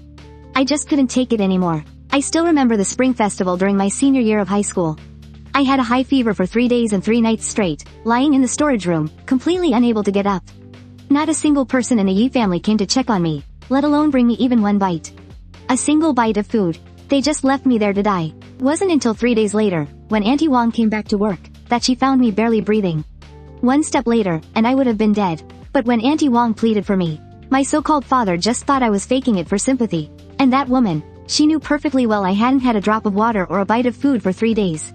Yet she didn't care at all. But what truly broke my heart was, not long after, when Ye Yaji's old pet got sick, the family of 4 panicked.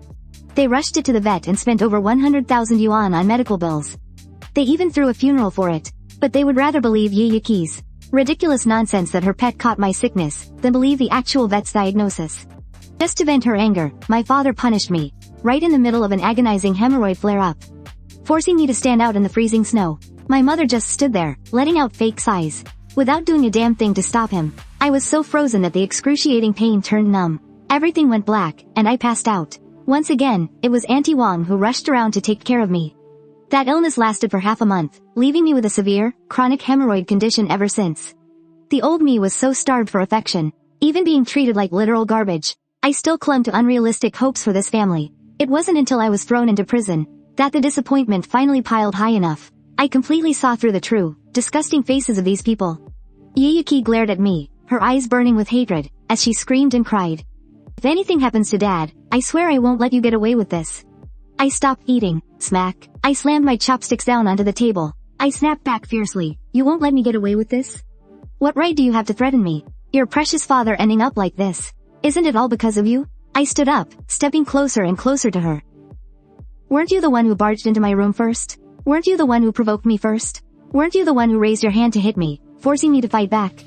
And wasn't it you who ran crying to Mrs. Yi to complain?" My voice grew louder and louder.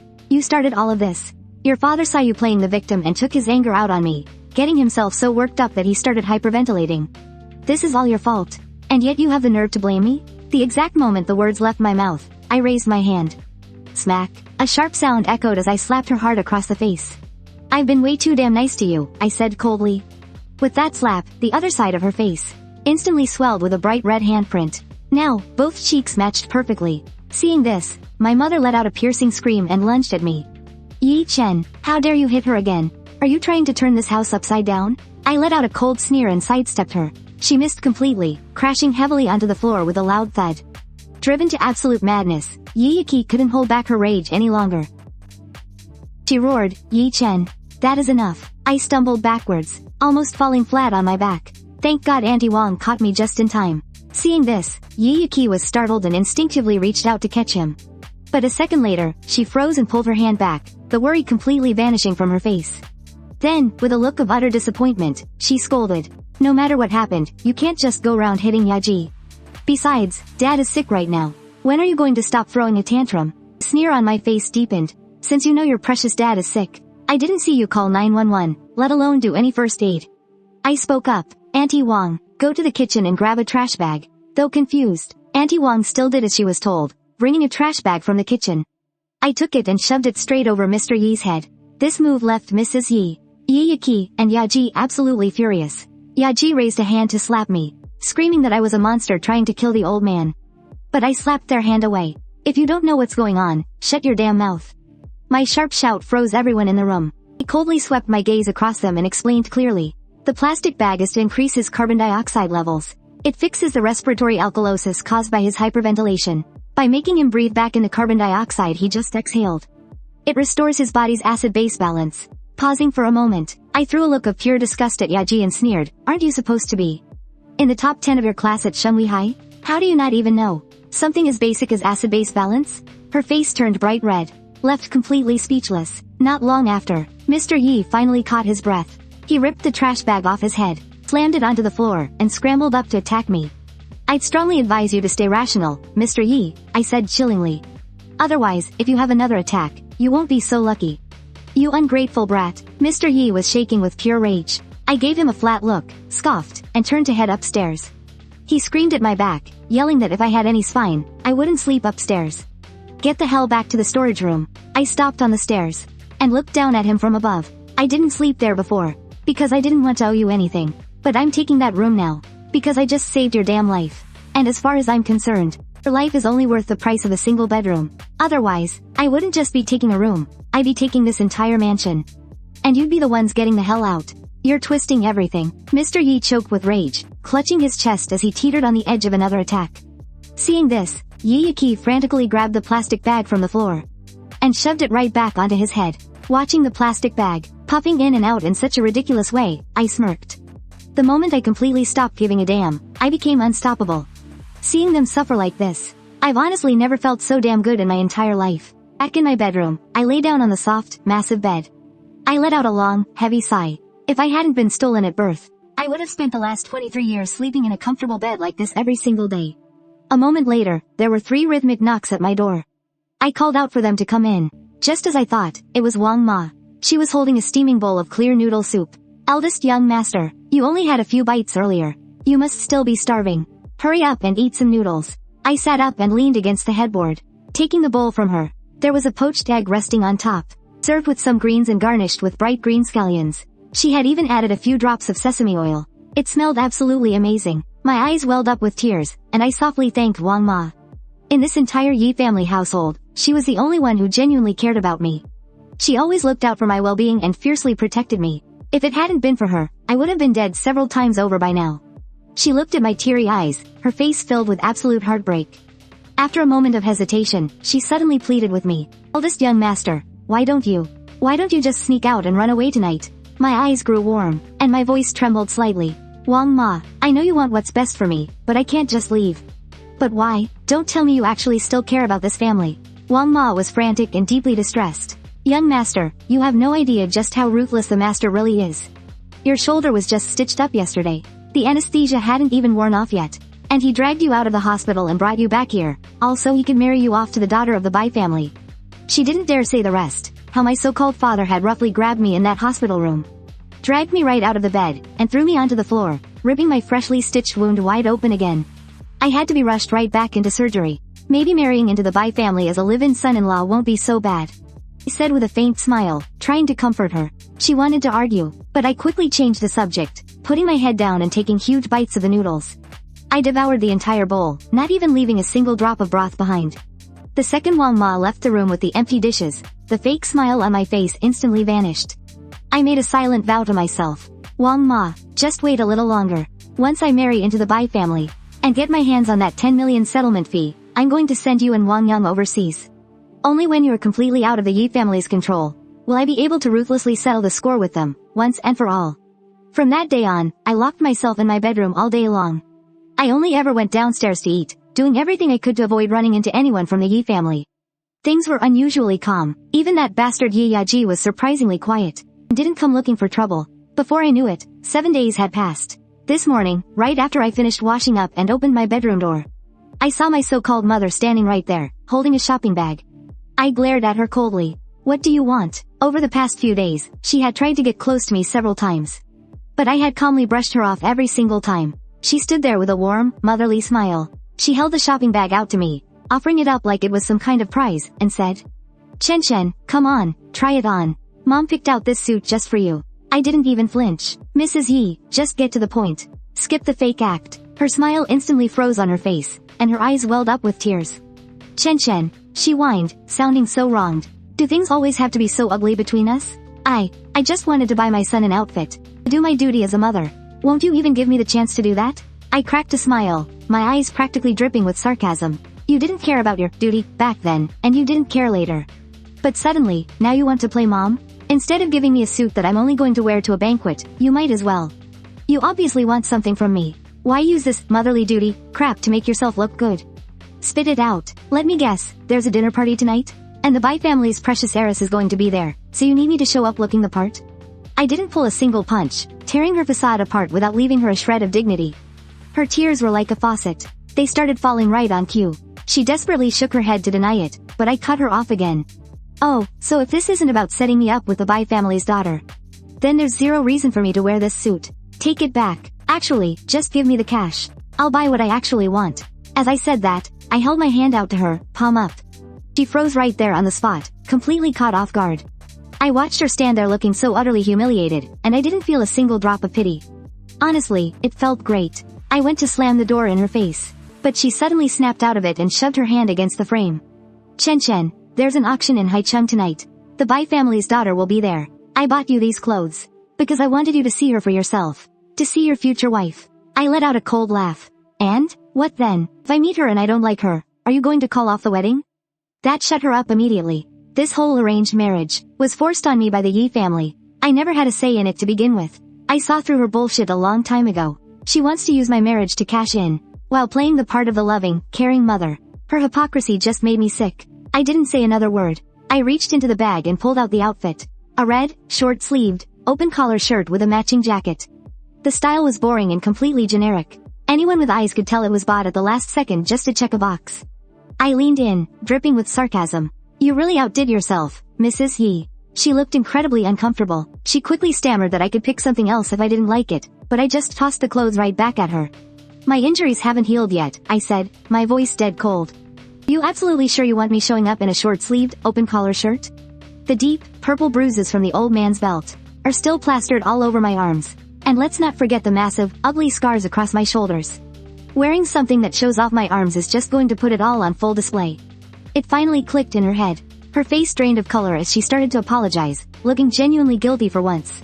I cut her right off. Save the apology. I don't need it. Just give it to me. I'll go buy it myself. The ones you picked don't fit me at all. This outfit was clearly bought in Ye Yaji's size. Having her true intentions exposed, her face burned with embarrassment. She hastily pulled out a bank card and handed it to me. There's 100,000 yuan in here. Take this for now. If it's not enough, just ask mom for more. After saying that, she practically ran away. After a quick tidy up, I took the bank card and left the Yi family home. I took a cab straight to the mall. I didn't bother looking at the flashy formal wear section. Instead, I walked straight into a suit shop. Wearing a suit is both formal and can cover up most of the scars on my body. It couldn't be more perfect. Based on the clerk's recommendation, I took a suit and headed into the fitting room. When I came out after changing, just as I was about to look in the mirror, I heard a pretty woman wearing rimless glasses nearby, talking to the clerk with a face full of distress. The top-tier bespoke suit in her hands had a hole burned right through it by a cigarette butt. Her boss was supposed to wear it to a major banquet that very night. But she had asked every famous tailor in Haicheng, and no one could fix it without leaving a trace. I glanced over at the suit in the woman's arms. Fabric and tailoring were absolutely top-tier. It was a one-of-a-kind, custom-made piece. The difficulty of repairing it would be insanely high. Maybe it was because I stared for too long. But the woman noticed me. Seeing me dressed in a perfectly tailored suit, looking sharp and professional, she mistakenly assumed I was the store manager. She quickly rushed over and asked desperately, "Can you really not fix it here? As long as it can be repaired before dark, I'll pay any amount." I was taken aback, only then realizing she had mistaken me for someone else. I originally wanted to refuse, but meeting the woman's deeply hopeful gaze, I spoke up almost as if possessed.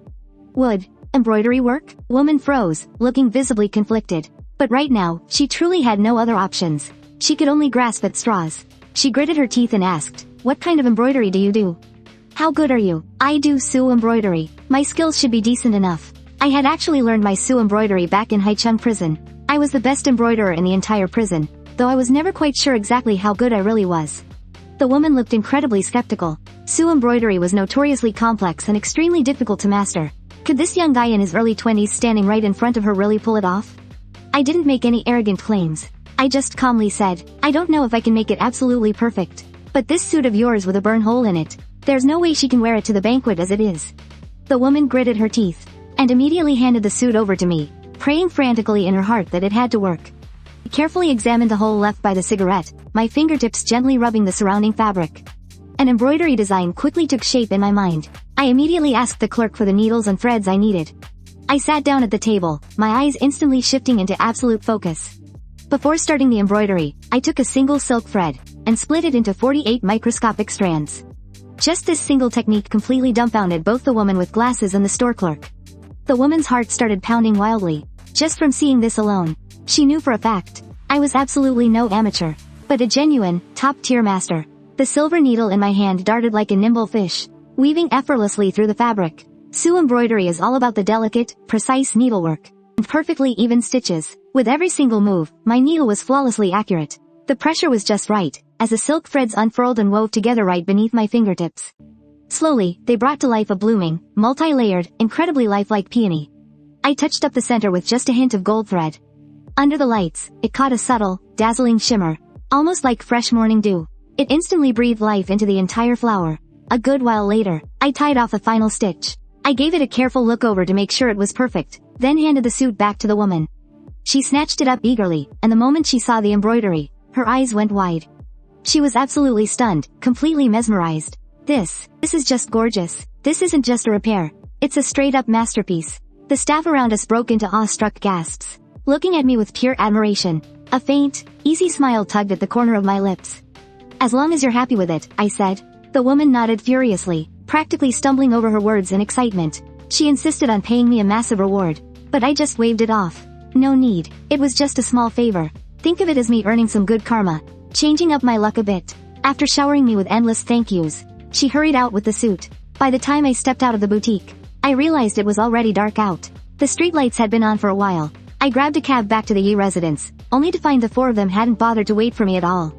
They'd left for the auction ages ago. I couldn't care less. I was half tempted to just skip it altogether. But out of nowhere, the driver the Ye family arranged pulled up right in front of me. She rolled down the window and, with a face full of attitude, snapped at me to get in. I just stood there. I stared at her, completely deadpan. Get out. Open the door for me. The driver scoffed, boldly talking back. I narrowed my eyes. For a mere driver to dare give me attitude? The Ye family obviously put her up to it. Well, I wasn't going to put up with it. I spun on my heel and marched straight back into the mansion without a backward glance.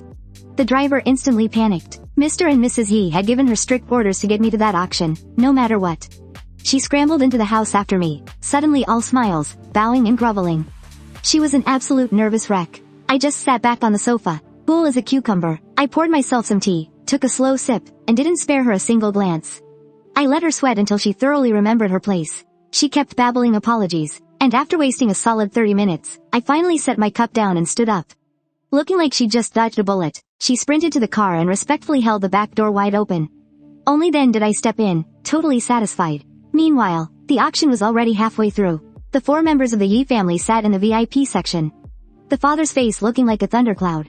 He muttered furiously under his breath about what an ungrateful brat I was. Enraged that I still hadn't shown up, the mother was practically stomping her feet in a panic. They snapped at each other, only to realize neither of them even had my phone number. Ye Yaji scowled and whipped out her phone to call the driver. When she heard we had just left the house, she completely lost it. She screamed into the phone, demanding that we get there before the auction ended. Just get him there. With that, the call was abruptly cut off. Meanwhile, Ye Yaji, who had been sitting in total silence, now fixed his entire attention on the heiress of the Bai family from North City. He had heard the rumors about her being absolutely ruthless and vicious in her methods, but he never expected her to be so breathtakingly gorgeous. Her features were sharp and striking, radiating an intimidating, aristocratic aura. His gaze drifted lower, landing on her perfectly tailored suit. The vibrant red peony embroidered on the collar was an absolute masterpiece, instantly elevating the entire look. The longer Ye Yaji stared, the more his desire burned. Those rumors had to be total garbage. Chen was nothing but a pathetic, unwanted orphan. Why the hell did he get to marry into North City's wealthiest family, bagging a woman with such incredible looks and flawless taste? If the rumors were actually fake, didn't that mean that loser just hit the absolute jackpot? He couldn't just sit back and let this happen. With that thought in mind, Ye Yaji grabbed his phone and shot off a quick text to his driver. Seeing the message pop up, the driver sneaked a glance through the rearview mirror at me, as I leaned back in the seat with my eyes closed. A dark, sinister glint flashing in his eyes. At that exact moment, the auctioneer announced the crown jewel of the event, a prime plot of land in the eastern suburbs. Boasting unrivaled location and massive development potential, the starting bid was 1 billion, with a minimum increment of 10 million per bid. Ye Yaji was the first to raise her paddle. 1 billion and 50 million. She called out, looking utterly determined to win.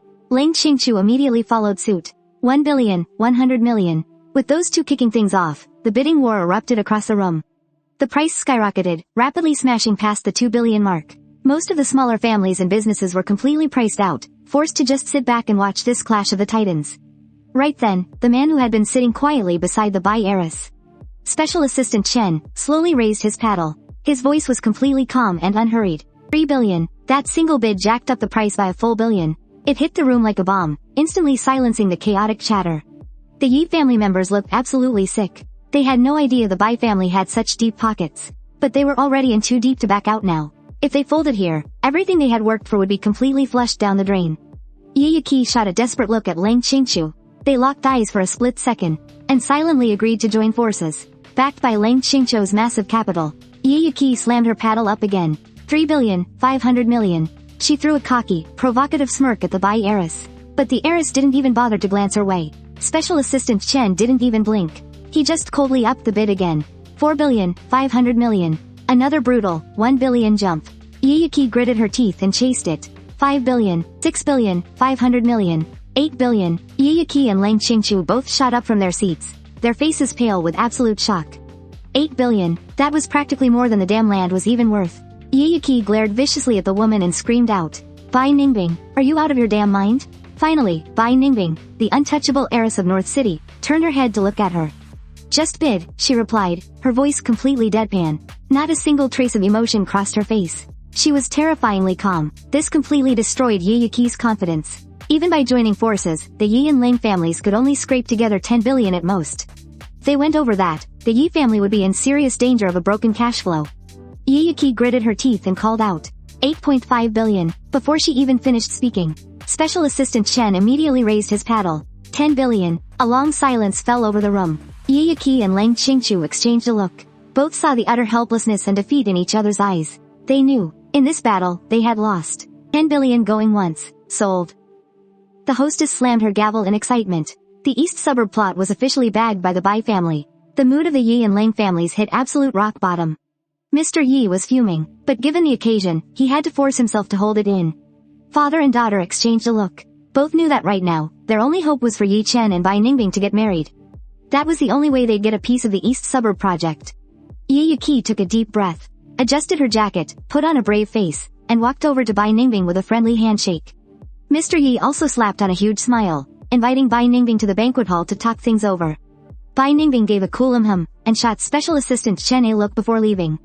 Assistant Chen got the message, immediately following the hostess to handle the land transfer paperwork. By the time they reached the banquet hall, I had just arrived too. The driver spotted Ye Yaji right away and slipped something into his hand. After whispering something, he hurried off. Ye Yaji glanced over at me as I was looking around the hall.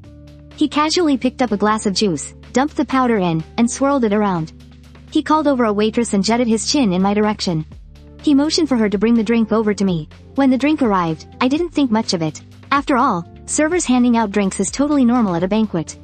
Plus, I hadn't eaten anything all night and was getting pretty hungry.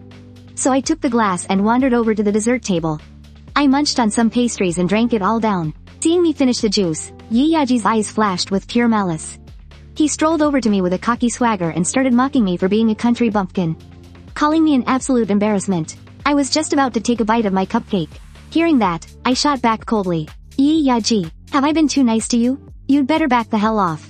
Otherwise, I swear to God I'll smash this cake right in your face. We'll see who's the embarrassment then. Ye Yaji's face flushed with anger. But then he remembered the spiked juice I just drank. And he instantly got that smug look back. Oh, sweetheart, you can only act tough for so long. I immediately caught the hidden threat in his voice. I said coldly, what do you mean? Spit it out. Ye Yaji just mouthed the words at me. I spiked the juice you just drank. Just wait until your reputation is completely ruined. But little did he know, I could read lips. I caught every single word. My eyes widened in shock. At the same time, a violent wave of heat suddenly flared up inside my body. It crashed over my remaining sanity wave after wave. A deeply unnatural flush quickly spread across my cheeks. Locking eyes with Ye Yaji's malicious glare, absolute fury boiled over inside me. I lunged forward to hit him, but Ye Yaji dodged it with ease. He crossed his arms and looked at me, bursting into arrogant laughter. Well, little cutie. Weren't you acting so high and mighty a few days ago? Weren't you bragging about marrying into the Bai family? About tying the knot with Bai Ningbing? I can't wait to see if she still wants you after you completely embarrass yourself in front of everyone. I'm going to ruin your reputation in front of all of Ye Chen's elite. My vision started to blur, and the room spun around me. The lights of the banquet hall flickered like ghosts. A burning heat surged through my veins, making me want to just rip my collar open and tear off my clothes right then and there. I wrapped my arms tightly around myself, dug my nails deep into my skin, using the sharp pain to barely hold onto my sanity. I can't lose control here. I have to get out of here, right now. Gritting my teeth, I turned and bolted for the door. But Ye Yaji wasn't going to let me go that easily. He grabbed my arm and started yelling, saying he was going to drag me over to see his parents. He yanked me hard. Hearing the commotion, his parents and Ye Yaji immediately looked our way. His mother even called out, saying she wanted to introduce me to President Bai. I was burning up with panic. If I stayed even a second longer, I'd completely lose it. My body was already starting to shake uncontrollably. Cold sweat poured down my forehead. I bit down hard on the tip of my tongue, and used every ounce of my strength to shove Ye Yaji away. The sudden force sent him stumbling backward. He crashed right into the dessert table, sending cake flying everywhere. The whole room turned to stare. Amidst the gasps of the crowd, I stumbled away, completely ignoring his parents screaming and cursing at me from behind. I never looked back. Meanwhile, Bai Ningbing watched that slim figure in a suit hurrying away. She thought I looked familiar, but she just couldn't place where she had seen me before, so she brushed it off. I stumbled out of the banquet hall. My legs felt as heavy as lead. I knocked over several decorative flower pots along the way, but I couldn't care less. Panting heavily, I just wanted to find somewhere empty to ride out the effects of the drug. My path was suddenly blocked by a tall figure. Chen, did you drink something? Lu Ruyan's voice rang out. She frowned, reaching out to press her hand against my burning forehead. The moment I felt her cool touch, my brain buzzed and went completely blank. The drug in my system instantly broke through my defenses. Completely out of control, I reached out and clung tightly to Lu Ruyan's neck, a suppressed gasp escaping my throat. My eyes were hazy, driven purely by instinct. I pressed myself against her cooling touch. Lu Ruyan's breath hitched, her body going completely stiff. Yet, as if possessed, she wrapped her arms around me. Her voice was tight and trembling. Chen, what's wrong with you? But her familiar scent instantly pried open the floodgates of my memories. The warmth of our past, followed immediately by the deep, agonizing wounds she gave me. It all came rushing back. That snapped me awake. I stared at the person in front of me. It was Lu Ruyan. I shoved her away violently and yelled, "Get away from me!" The pure hatred and disgust in my eyes were completely unhidden. My glare pierced right through her. All the color drained from her face. She opened her mouth, but no words came out. I spun around and staggered toward the elevator. The doors slid shut, swallowing my figure, leaving Lu Ruyan completely frozen in place. Her eyes were filled with absolute heartbreak. The elevator rapidly descended. I leaned against the elevator wall, gasping for air. The drug was hitting me harder by the second. My vision was blurring fast. Stumbling out of the doors, I dragged my feet on pure instinct. The chaotic noise of the hotel lobby sounded muffled, like it was coming through a thick wall. I barely managed to drag myself outside. The whole world was spinning. My foot caught on something, and I pitched forward, crashing headfirst into a strong pair of arms. The impact sent me reeling backward. Instinctively, I grabbed onto the lapels of the stranger's suit, throwing us both off balance. We slammed hard against the hood of a car. I looked up into a pair of cold, striking eyes, wide with shock. Meanwhile, Assistant Chen was walking up, holding the newly signed documents for the East Suburb property. She was practically skipping toward her boss's car, only to freeze at the sight in front of her. Her famously ice-cold boss, CEO Bai, had a young guy pinned against the hood. The words died in her throat. She stood there, completely dumbstruck. Bai Ningbing looked down at the delirious boy in her arms, instantly recognizing me. I was the exact same guy she had run into in the hospital stairwell a few days ago. Only now, my cheeks were burning red, my bangs plastered to my forehead with sweat. My lips were parted, panting out scorching, feverish breaths. I leaned into her face, completely out of my mind, as my fingers blindly tugged her collar open, exposing her pale collarbone and the skin of her chest. Assistant Chen stood to the side, jaw on the floor, watching her boss, who was notoriously allergic to male omegas. She sneakily whipped out her phone, snapped a picture, and immediately fired it off to Madame Bai. But a second later, Bai Ningbing didn't miss a beat. She landed a swift, clean chop to the back of my neck. And just like that, the thrashing boy went completely limp in her arms, out cold. Assistant Chen gaped at her in shock, but Bai Ningbing just shot her a freezing glare. "Have you seen enough?" Assistant Chen snapped out of it with a jolt. But when her eyes landed on my face, she blurted out, "Wait, it's him. He's the one who embroidered the peony on your suit jacket." "So it's him," Bai Ningbing murmured, her gaze dropping to study my face. She looked thoughtful. When this custom suit, meant for the upcoming auction, had been burned with a cigarette hole, she had given up all hope of getting it fixed. But that Suzhou-style embroidered peony had completely blown her away. The stitching was a dead ringer for a piece from a year ago. The pine and crane piece gifted for her grandmother's birthday. She had tried tracking down the master embroiderer, only to find out there were just 2 of his works in the world. Aside from the pine and crane, there was an even more masterful piece, National Beauty, but it was only half finished. The work had abruptly stopped a month ago. Bai Ningbing snapped back to reality. Looking down at me in her arms, a plan formed in her mind. Realizing I had been drugged, she immediately barked an order to her driver. "To the hospital, now."